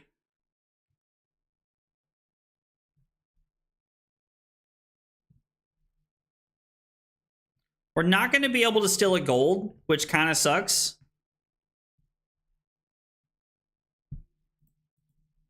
But I do think that putting the ally into play is really good. He sussed your mutiny? I mean, actually,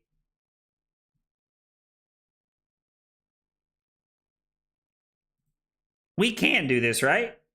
We can actually get total value. We have to give up a card in our deck. But there's no reason to, right? I mean, we're giving up a card in our deck to steal one of their gold tokens. How relevant is that for us? We have access to 14 cards. They have access to 13. So it would make us on the same playing field. And we're getting rid of a red 2 for 6.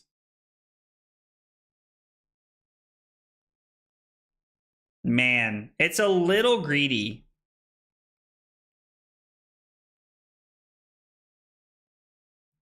I think taking them off of a gold is good, though.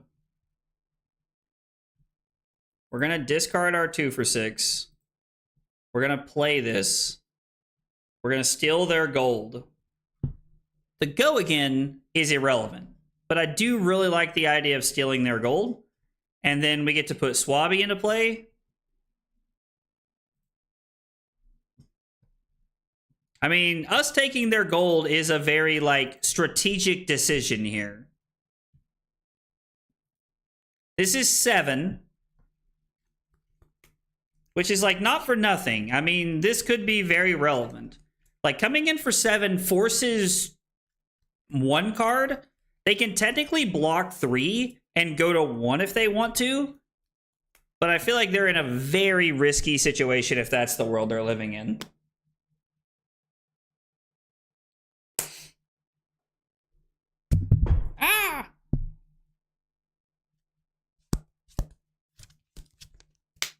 Oh, guys, don't forget, Acilio gameplay video coming tomorrow. We had a chance to play Acilio into some of the new heroes, so make sure you check out that video coming out tomorrow at noon Eastern time. Not doing a very good job of, like, plugging my videos and stuff like that. Also, while we're waiting on our opponent to decide, make sure if you haven't already, !codex in the chat. Check out the Codex Journal. It is a great product, great way to track life totals and track all your notes and all your games as you play through at bigger tournaments. I use it at every big event I go to. It's a great product, and I absolutely love it.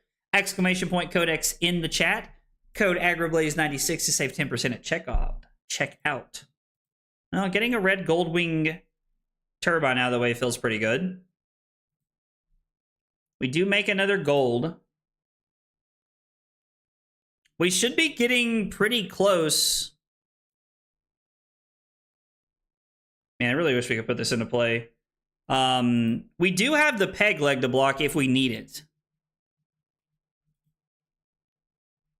On the Horizon is insane. Ooh, if I remember correctly, our next card is another ally, which would be insane. I don't know if I remember correctly, so we're gonna play it safe. Are the codexes paper or plastic? They are paper.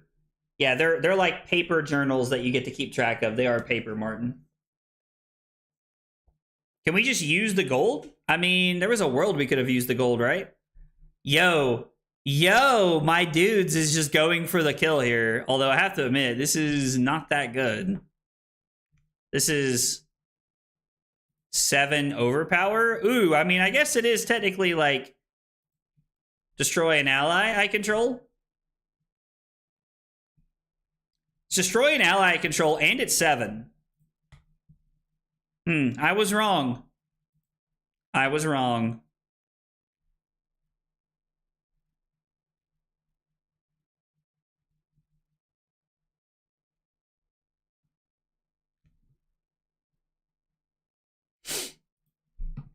I think we're going to block the 0 for 4 and the on the horizon. I think this lines up pretty well for us. Oh, the covers? They're not plastic. They're like a thicker, almost like a thick cardboard, like that. Like it's a little bit thicker than legal paper, I guess is what I would say. I don't know if that makes any sense or not. For our weekend armory this past weekend and had double our normal attendance. Moose, I love that, brother. I love to hear that Project Blue is doing well. I've actually had the joy of playing a little bit of Project Blue with Trent. Actually had some joy of playing that. We know we have a blue on top. We can activate Gravy Bones.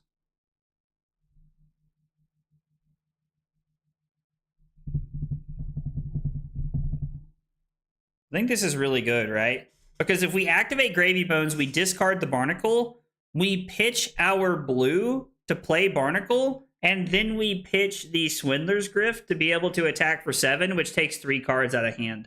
And then I don't know that they have a way to kill us from there. So I think that's a pretty good play overall. And it also leaves us on par with how many cards they have in the deck. So... Oh, no, I can't play this. Oh, because I haven't played a blue card. A blue card has not made its way to my graveyard this turn. Ruh-roh, Raggy. Uh-oh. Miscalculated. Thank God we're, like, up a ton for me to make a miscalculation like that. We're going to go up to 9, and then we're going to go down to 5, but they're forced to block with 3 cards here, if not more.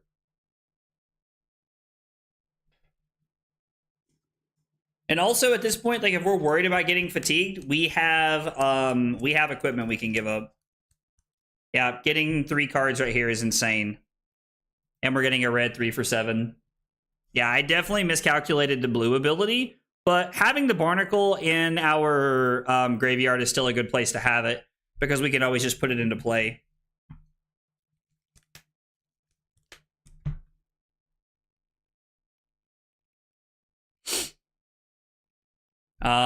We have more golds in them, so this is basically just a blue.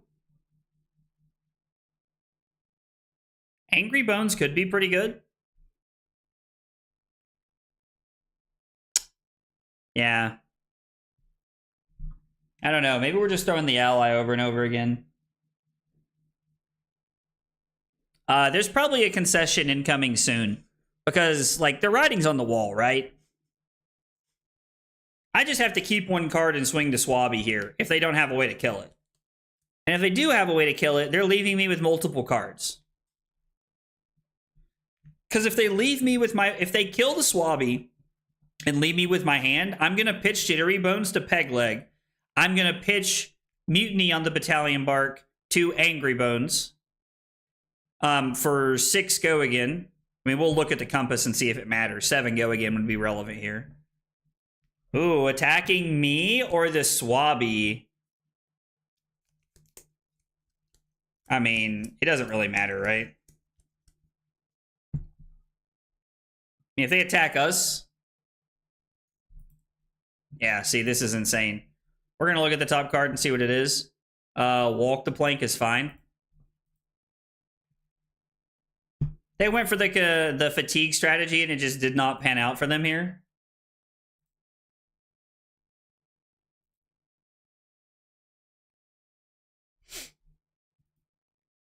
We do not have a Watery Grave on top, so we are going to go Pegleg, pitching a blue.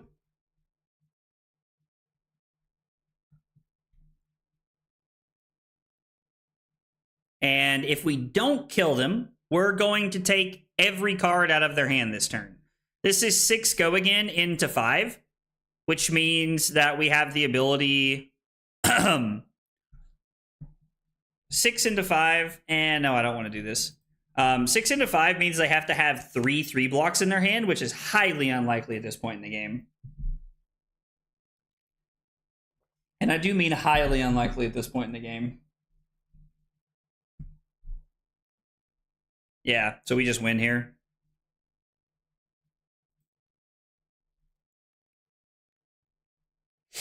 I don't know. I've played Puffin twice now. I went 0-2 the first time I played Puffin, and then I went 1-1. Or I went 0-1. I'm sorry. I went 0-2 the first time I played Puffin, and then I went 0-1, and we didn't get to play the second game. This is definitely the concession. Oh, okay, no, I thought they were clicking the concede button. I guess not.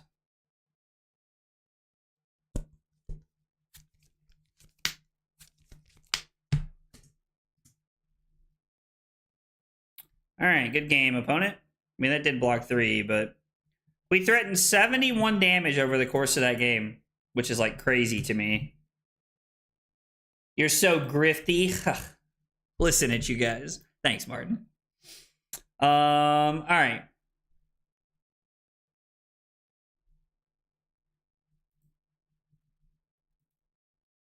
Let's see. Copy.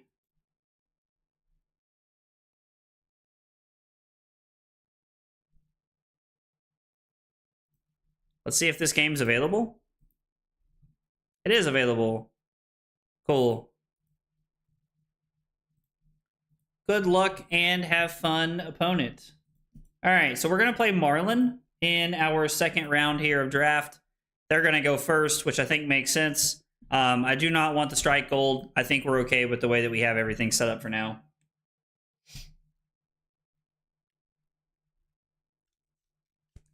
Connected.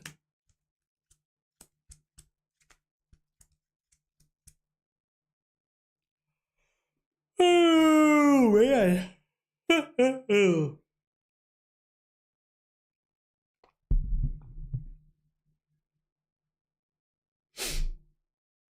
Our opponent's probably like looking at some of their sideboard cards. Maybe they're posturing. Maybe they're actually looking at sideboard cards. Who knows? Man, it's 15 after 10. I normally don't stream this late, but I want to finish this draft. I normally stream until about 10, but with nationals coming up, I'm doing all the practicing I can.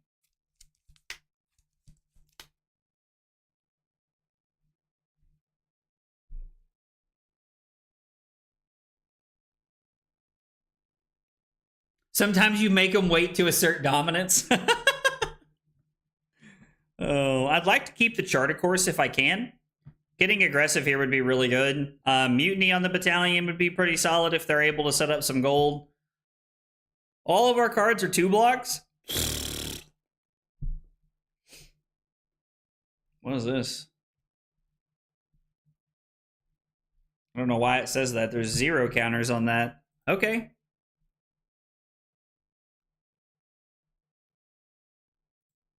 Let's look at the top card of our deck. Chowder. We have a little bit of a hearty cook action going on here. A little bit of a hearty cook action going on. Let's play Charter Course. We'll go ahead and add a counter, and then we'll come in with Swiftwater Sloop here for 8. There is no go again, but I think this is fine. And then we'll just go ahead and arsenal the Gold Hunter Longboat. Longboat? Some of the names of these cards are wild.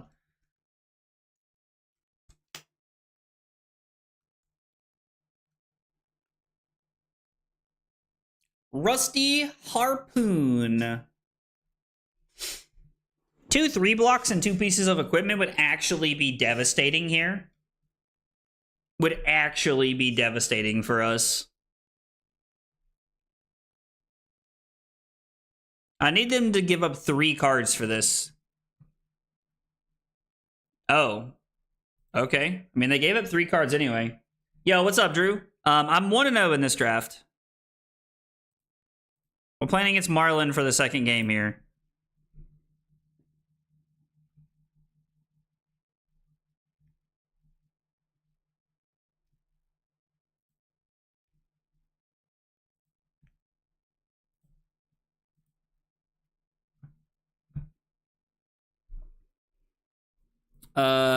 Whoopsies. Sorry, opponent. I need to look at the top card of my deck.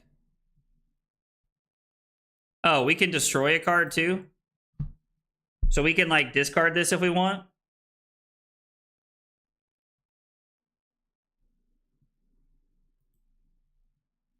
Mutiny on the Swiftwater is pretty good. So we're going to block Jittery Bones and our equipment. We will destroy this. And then we will crash the boards for 6.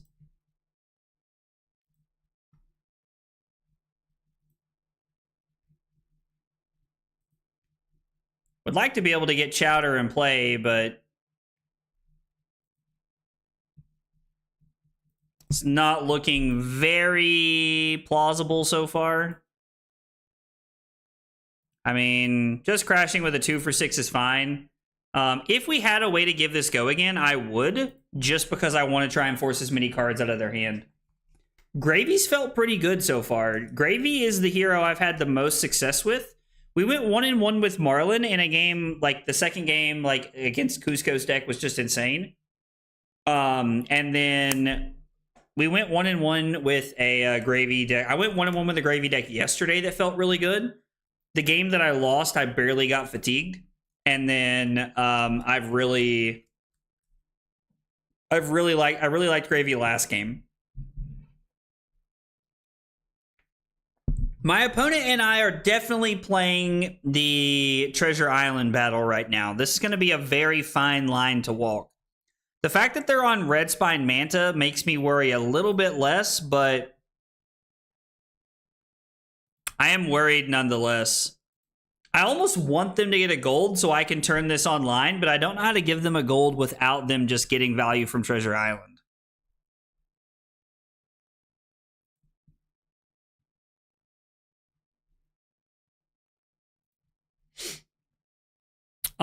For go again, we just get to block with On the Horizon. Like, giving up one card for this is crazy. Okay.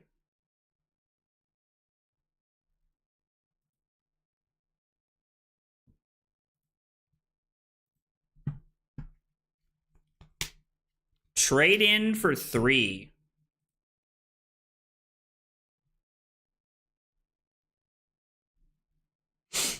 I mean, to be fair, it's a 2-card 7. These are both go again.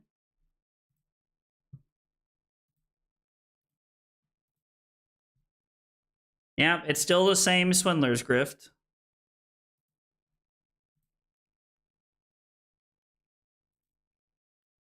We're only going to be able to force 1 card here, which is not going to be good for us.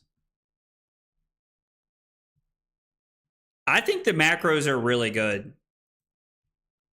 There might be a world where I'm just supposed to give them a gold. I don't want to give them 3 is the problem. Yeah, I really like the macro value that you get from like these like almost like side games you're playing.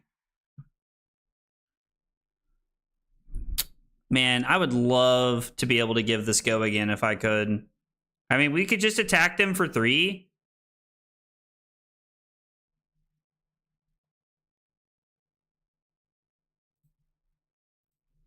We're not stealing a gold, so we're just wait, Chowder costs 3, doesn't it? Oh shit, never mind. That doesn't even work. So we just have to put Rigor Mortis into play. Feels like the play here. Just pop in another Q when you're done. I mean, dude, I'm probably going to bed after this one, brother. Ugh. I can't put this into play and throw this. We're going to force them to try and make a bad decision. Like, hopefully there's not a world where they can, like, just do it all here. Hopefully we're forcing them to make some decisions.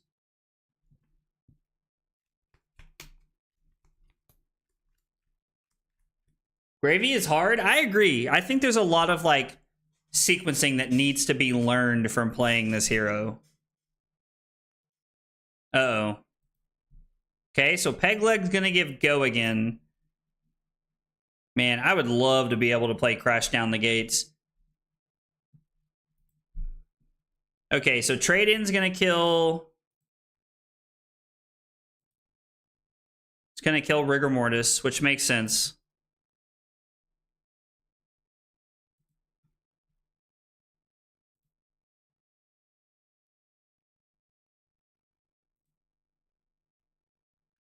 Red Spine Manta.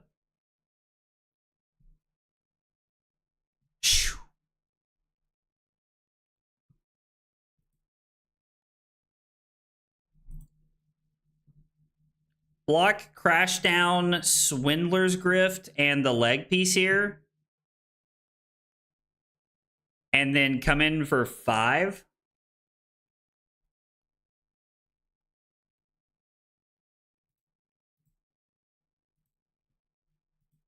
Man. Actually, yeah, Martin might be right. Giving them 1 gold might be correct here, right? Is giving them a gold correct here? Probably not, right? Like, we're not getting...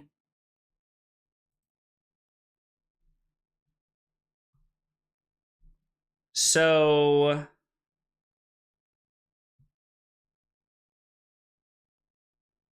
What if we block...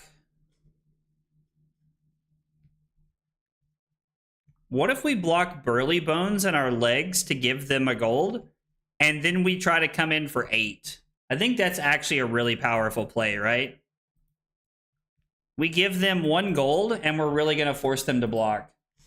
I mean, the Arsenal is like it is a good comeback card. I agree. I also hate letting them put Salvage Shot on the bottom. A red one feels really bad.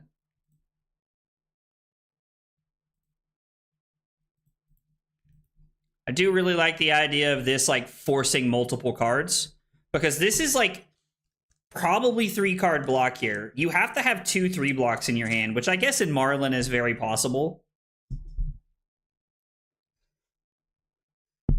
So they have access to 21 cards, and we have access to 19 right now, which is not good, because it means we're losing the fatigue battle.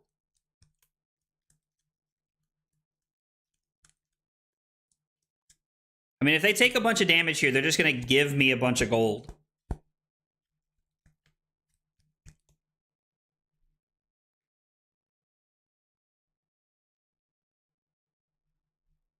I wonder if I was supposed to keep my leg piece there as like a late game go again piece and just give them 2 golds. Because if I give them 2 golds and then like this hits, this is still 5. It's still 5 potential gold if they don't block with something. If I draw a hand that is able to put the Chowder into play, I'll probably take that hand. Because I like the idea of being able to attack with this card and then being able to gain a life on their turn with it if they don't kill it. Plus, I think Marlin is like one of those decks where like you're kind of priced into picking what you do most turns. If they eat 8, I'll probably cry, Martin. Oh, they said they're thinking? Let's see here. Yep, no problem, pal. Completely understand.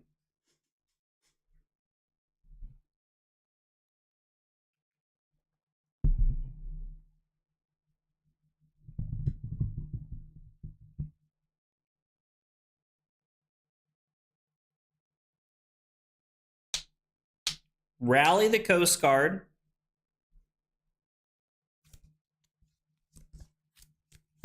Rally the Coast Guard, both pieces of equipment. Oh, no.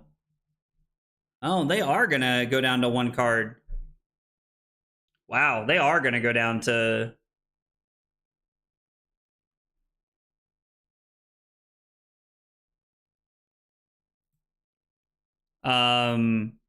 It's my turn. We might as well, right? It's a blue Jittery Bones. All right, so it's a 3 block.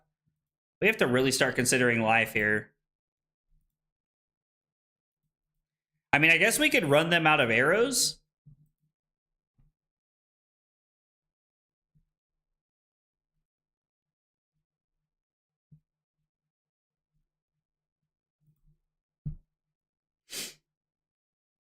So all of our things care about Watery Grave right now. I mean, let's see what we can get. Their turn or our turn, it doesn't really matter. Oh, it's Swabby. That's actually insane. So we get to go Jittery Bones. Discard the top card of the deck to give this go again. I think this is the turn that kind of like swaps it around for us, right? Because getting to put Swabby or Chowder into play is just insane. Like, Swabby is just Value Town population us. Swabby costs 3, if I remember correctly, which means we get to pitch these cards and then pitch Angry Bones to play Swabby. So basically, we lose, what, 2 cards out of our deck? to be able to try and push the gold advantage. I didn't know Treasure Island could go above 6. Wow, that's crazy. I've never seen it above 6. I've never seen it above 6. Not gonna lie, I'm very glad to see that red battalion bark out of there. All right, our opponent has decided this is their turn. So we generate 2 golds.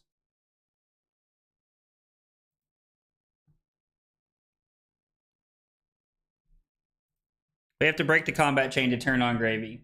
Swabby is insane, I agree.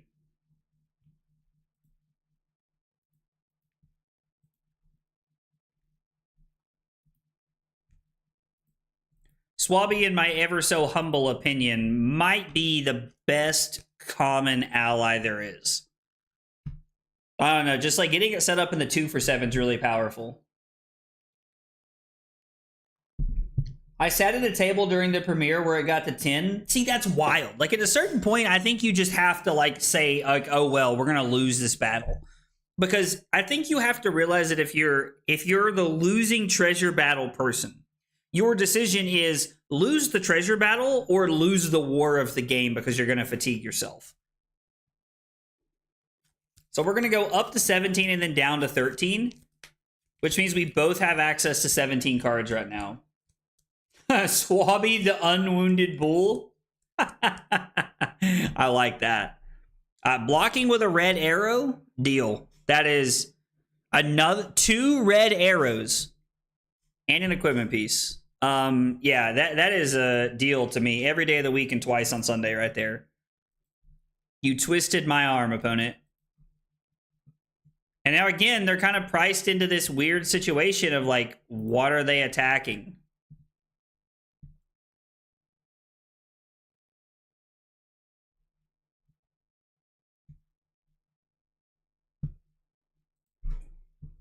I wonder if they're just going to send it at me. If they send it at me, we might just give them the golds. Okay, they are going to kill this. This says when this hits, right?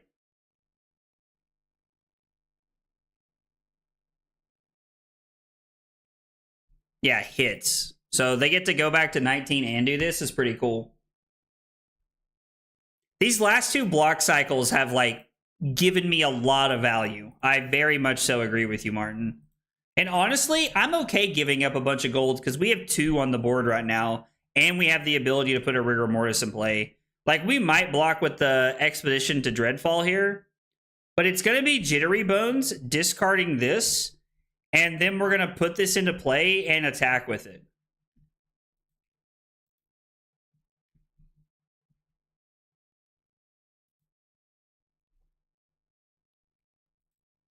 Uh-oh.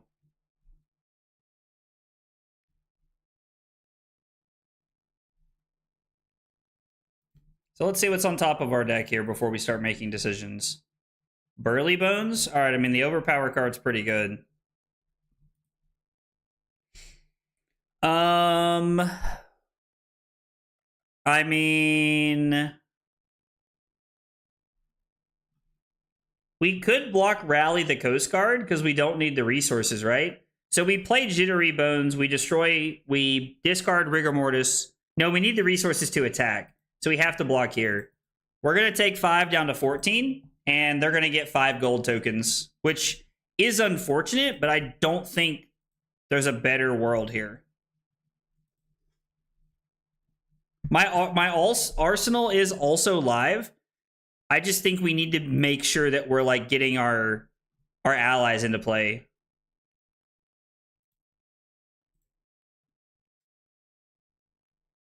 So this is 2 damage. If it hits, we get 2 gold, which doesn't really matter for us at this point in the game unless we're just going to be like drawing cards. I do want my arsenal to be live, but I don't know. I just don't think that's like this card being live is fine. We can probably just get value out of this card later in the game is kind of my thought process. We could put Chowder into play because we have the blue, but I think Rigor Mortis is just better because this is a 6 power attack and it threatens all the things here. So we're just going to attack with the Rigor Mortis here. It's an easier one to kill, but I'm not super worried about them having effects that kill this easily and allow them to maintain their power turns here.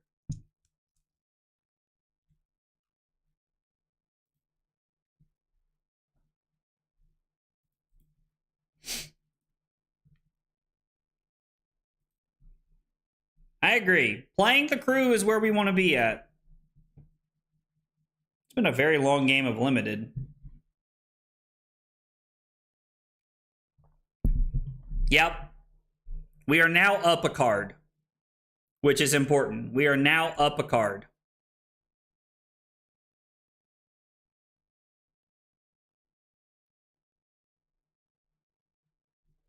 I'm gonna refresh in case it's me. No, they're blocking. I mean, yeah, I'm okay with this. We're getting value off Treasure Island. We're still down gold, I'm pretty sure. I think they have 5 now. No, they have 6. So we are still down gold.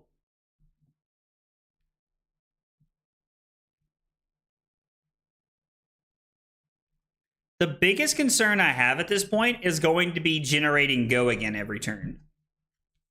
Like, generating go again is going to be our biggest problem. Ooh, they're having to make a harpoon token here.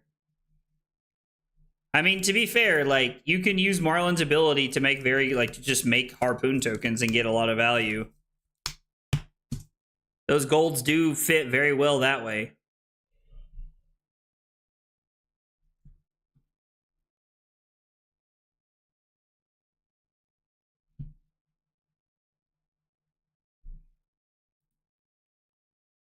They're going to attack us for 4, and then I'm assuming they're going to kill Swabby.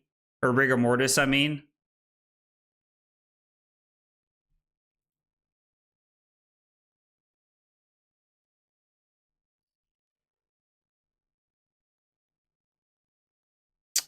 How do we want to block is the question. I think we're going to block with Scrub the Deck, right? Or is Scrub the Deck just a way to get Chowder in play? I mean, so if I block Burly Bones, I have the ability to play Scrub the Deck, generate an extra gold.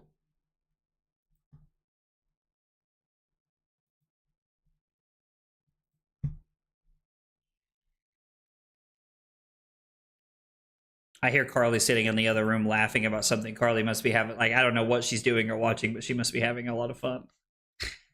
I think they're gonna, oh.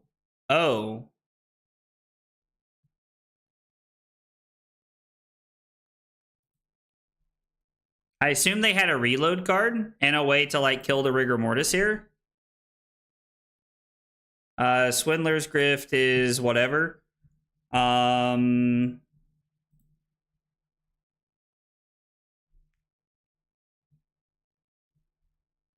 mean, I'm willing to trade a card for a card. I thought this was the other one, but I am willing to just banish their card. This lets us put Chowder into play,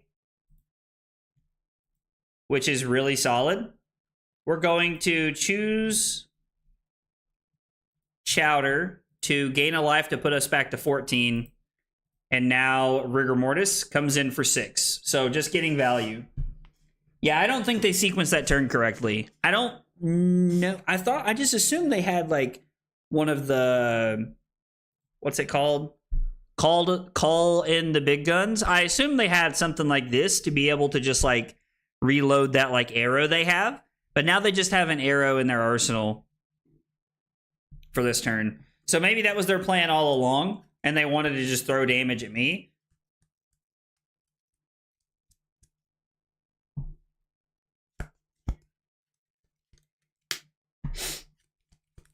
They decide not to block with Walk the Plank.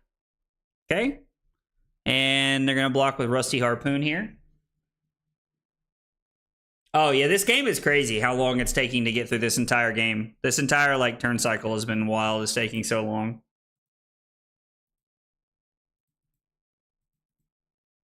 We're continuing to win the card battle, which is important. The go again and the +2 is really good. Well, not if they destroy all their gold, it's not. See, floor salvage is the one that I'm thinking about where we can create a gold token. I might just block with this card because it's a 3 block. And we might just start cracking gold because I'd like to be able to attack with both Chowder, or maybe we attack with a Swindler's Grift and then we attack with Rigor Mortis or something. It depends on what they leave in play here, right? Because we're more than likely going to get to keep both of our allies. I mean, our opponent's also playing very, very slow. Like, I will definitely be telling my opponents during Limited that they need to play quickly. This is something that's very good to, like, know about the format. Just so you have an idea of, like, how long it's going to take to play things and do things.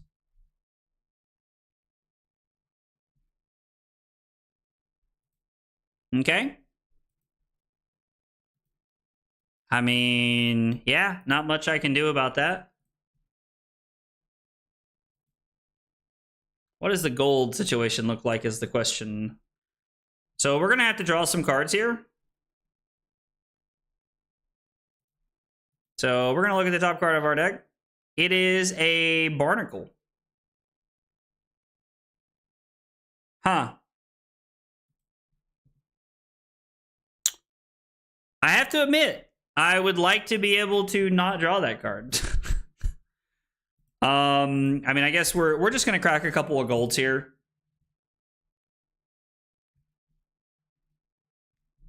We're also just going to pitch the Barnacle, which is fine.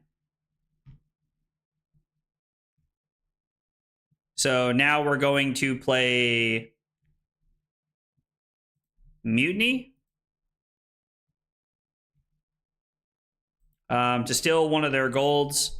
And then this is going to have go again. So we're going to attack with the Swindler's Grift for 6.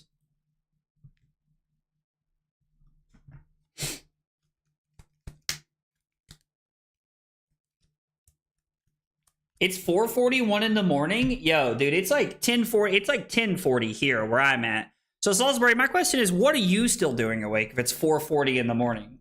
But yes, I am still live. Havoc, how did your draft go? I saw you were in that last draft with me.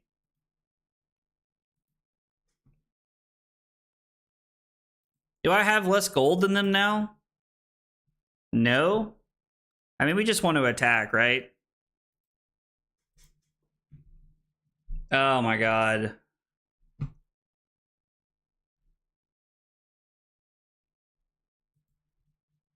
Okay. We are going to attack. Holy shitballs, what is going on? No. No, you did not. I know you fucking didn't. I mean, I was going to win that game. I will be playing in the 2-0 bracket. Like, I don't even know who I was just playing against. All right, we're just joining the 3-0 game. We're just joining the 2-0 game. If this doesn't load or something, like, we're just, yeah. That sucks, and I feel bad for opponent, but, like, we were rolling that game. There was, I firmly believe, a 0% chance that our opponent won that game from there. That really sucks. What do you think is the most powerful hero to be drafting? Gravy Bones has felt the most powerful to me so far. Like, I'm definitely, like, if our opponent messages us or something, I will apologize, but...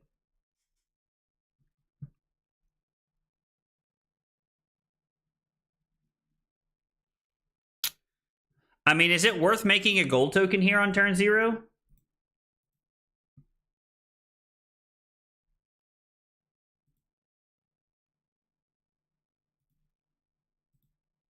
Like, I think making a gold token is pretty good, right?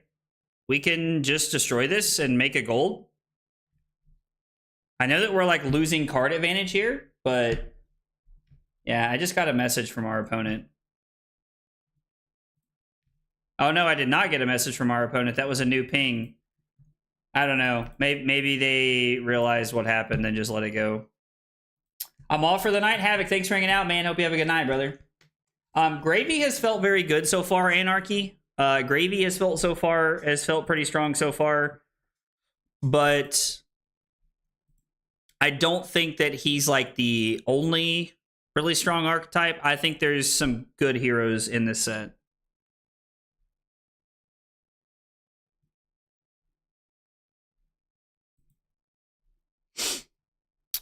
Oh man, that's such a good card. Portside Exchange is so good. I love that card. So we actually have the ability to like block 8 here and discard the Rigor Mortis, and then we can just crash down the gates for 8 more than likely. So I like this card a lot. I think this is a very good turn. Being able to block 8 pretty effectively is a really good turn. We can give up equipment if we need to here, but I was like, yeah, I'm assuming that my opponent's waiting on me. So this is going to be for 6 off the top.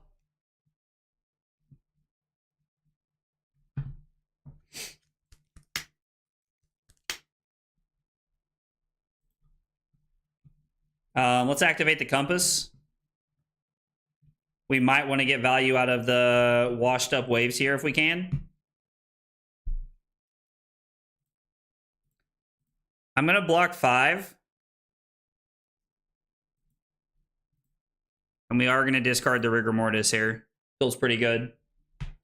I think Rally the Coast Guard is a great card in... Well, I think it's a really good card in like in every deck, to be honest. But I think it really shines in Gravy Bones here. Crash down for 8.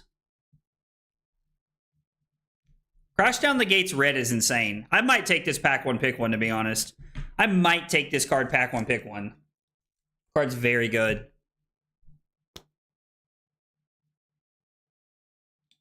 I'm trying to think of what all we pack 1, picked 1 so far tonight. I know we had a Scar at one point. We took a Mech card pack 1, pick 1, which was just wildly wrong. Or no, we took a chess piece, I think. Pack 1, pick 1 earlier. I don't know. We took some interesting things, pack 1, pick 1.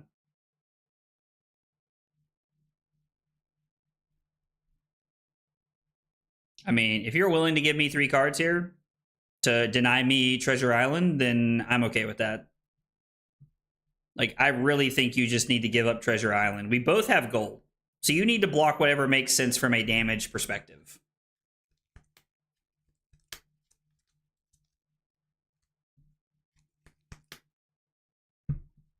So they have a Yellowfin Harpoon. Yeah, that we know about. Not great so far. Curious to see what people cook for Nats. I'll also be curious to see what people cook up for Nats. People do some really cool stuff with Nationals. So I'll be curious to know as well. Like, Nationals is like... Big events are very, very good. Like, are a very, very good, like...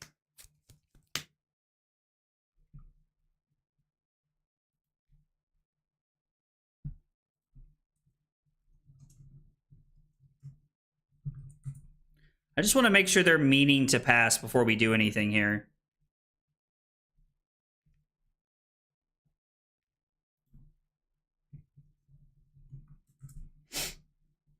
Yeah, they said no, they're not trying to just pass here. This is why I asked. I wanted to make sure. I wanted to make sure that my opponent knew what they were doing. Yeah, so we can block...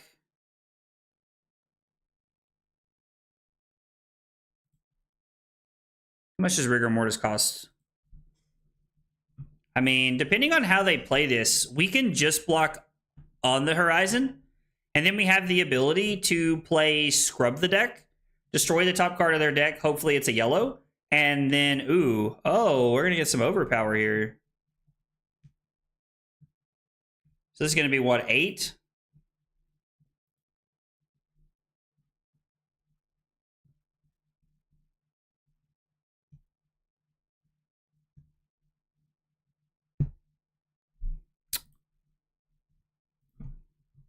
We need a compass first.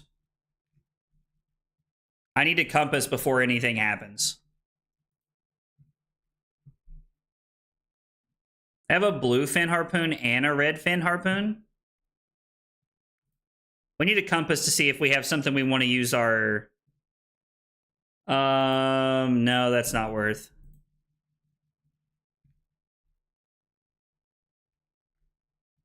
Guess I would rather have the jittery bones.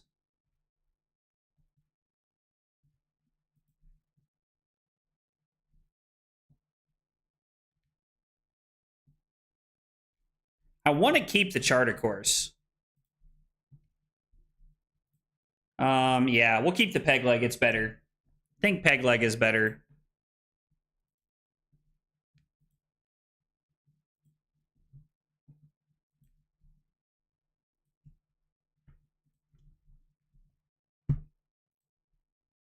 We have a pretty decent turn set up right here. So we get to activate Gravy Bones.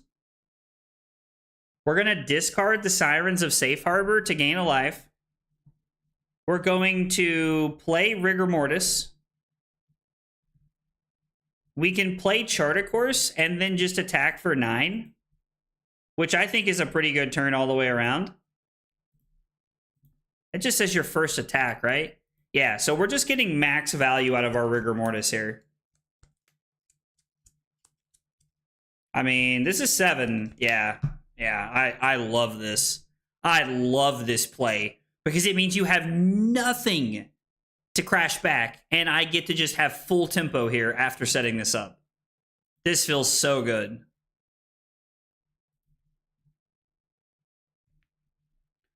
We do not have less. We could peg leg for go again here. We could peg leg for go again here. Swiftwater Sloop is a good one. That's actually a really good card, right? Because it gives us the ability to just attack for 5, go again, into 6. We could activate Gravy Bones to get value. Oh, we're going to get 5 golds right here. Getting 5 golds is insane. So we have access to 6 golds now. I mean, man, I really want to discard this, I think.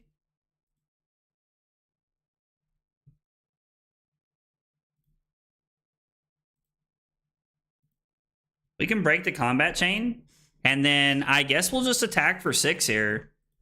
Like, we're going to Arsenal the Burly Bones because Overpower is a very powerful way to close the game. But we are in commanding position of this game. And I do mean commanding position of this game.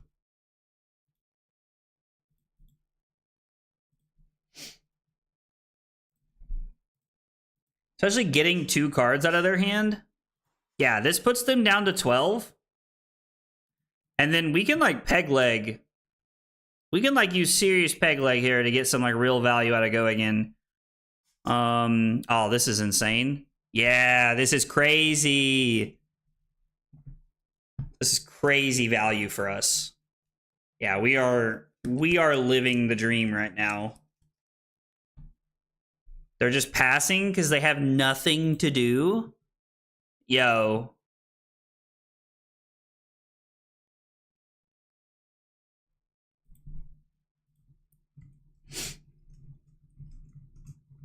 My opponent just said things are not going well for me right now, and I was just saying that, like, yeah, my draw has been very good. Which, to be fair, is very accurate. My draw has been very, very good. So we're going to pitch the Swindler's Grift. We're going to discard the Rigor Mortis. This is going to be 6 go again. Yeah, this is cracked. I agree. I completely agree, Rose. We make an extra gold token here, and then we're just going to pitch to attack with the ally. I mean, my opponent's left a Rigor Mortis in play for 3 turns. Like, I don't know what their hand was last turn, but the fact that, like, they've not been able to kill this is crazy. This has been worth 18 points of offense. Offense.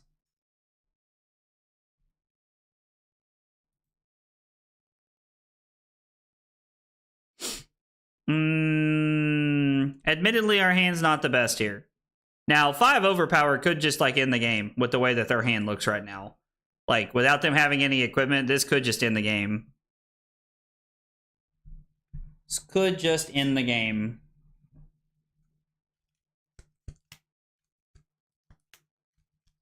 Yeah, I think that's a very smart decision. So, yep, this kills my ally.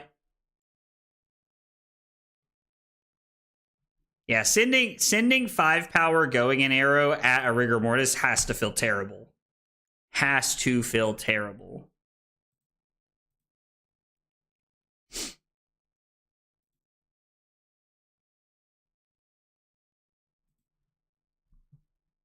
They're just passing. Oh, they don't have a gold to do anything with. I guess this is the problem.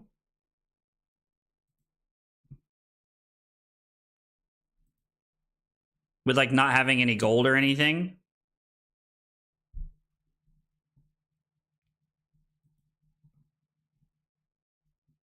I don't even really have anything I want to discard.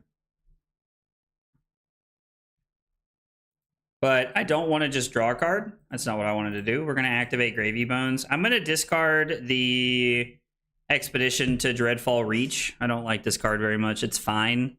It's definitely a filler slot card.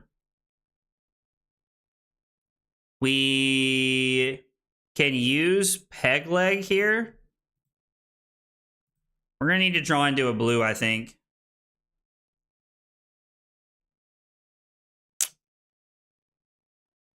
I mean, so from here, we pitch for Peg Leg, and then it is pitch this for... Actually... No, we're going to keep going. We're going to try and keep the Barnacle to get value out of the Overpower. Their hands must be terrible. Like, actually must be terrible. Can I get a blue, please? There's quite a few in the deck. Would love one, please. And, like, we're getting pretty low. So I was like, should have a blue coming up. All right. So from here, it is...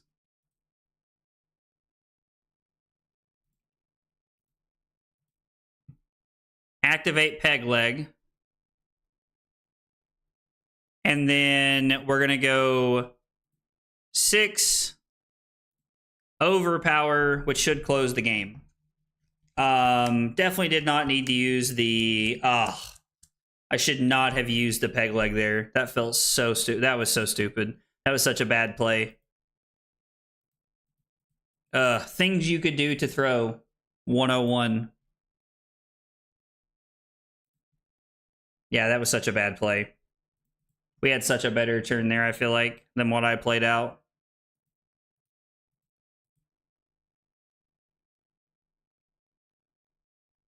If we're able to keep this hand, which tells me we're pretty likely to, we can play Mutiny on the Swift. We can crack some golds, play Mutiny on the Swiftwater. I mean, we'd have to give them a gold. Bro, what is happening? Well, we can't give something go again if they're not going to...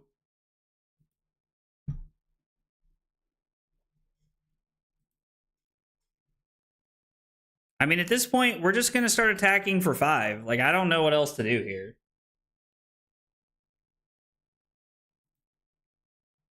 I don't just want to, like, keep giving cards out of my deck or get rid of all my gold here, but I think we're just attacking for 5. Like, I actually don't know what else we're doing.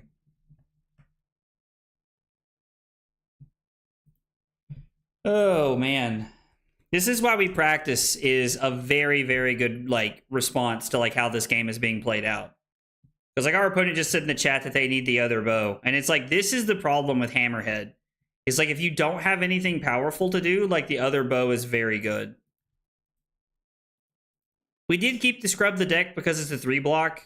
I know that, you know, we're at 21, but just in case, I guess. Well, let me tell you, Scar for a Scar is definitely turned on. Let's activate this.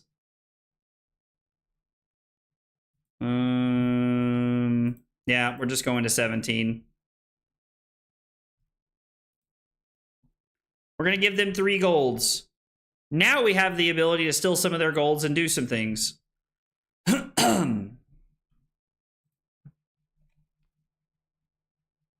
an action back into their hand. They're going to crack a gold to draw a card, and then they're going to try to get aggressive.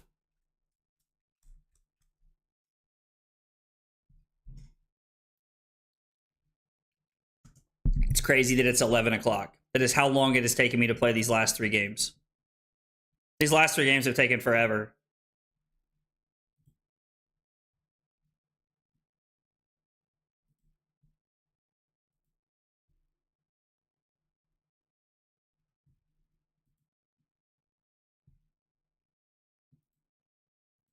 Oh, okay, that's a much better play.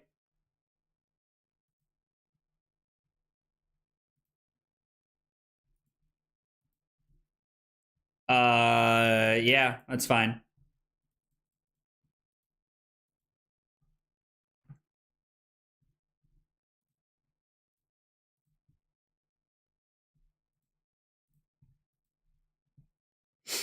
Okay, so now we're going to give our next thing go again. We're going to give our next attack, right?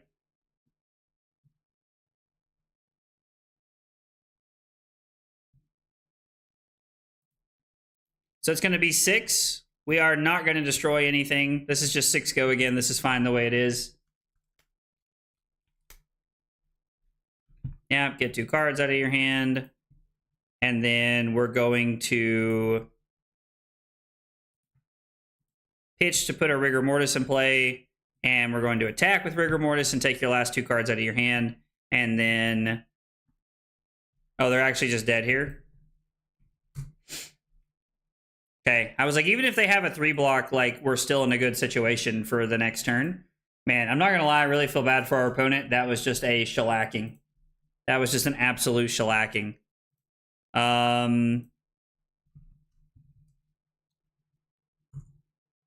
Let's see. So that was a 3-0 game.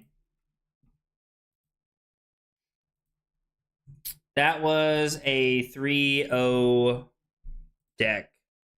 Now, the real question here, and we're just going to go ahead and clear out all of this here. Why was this a 3-0 deck, I guess, is the best question.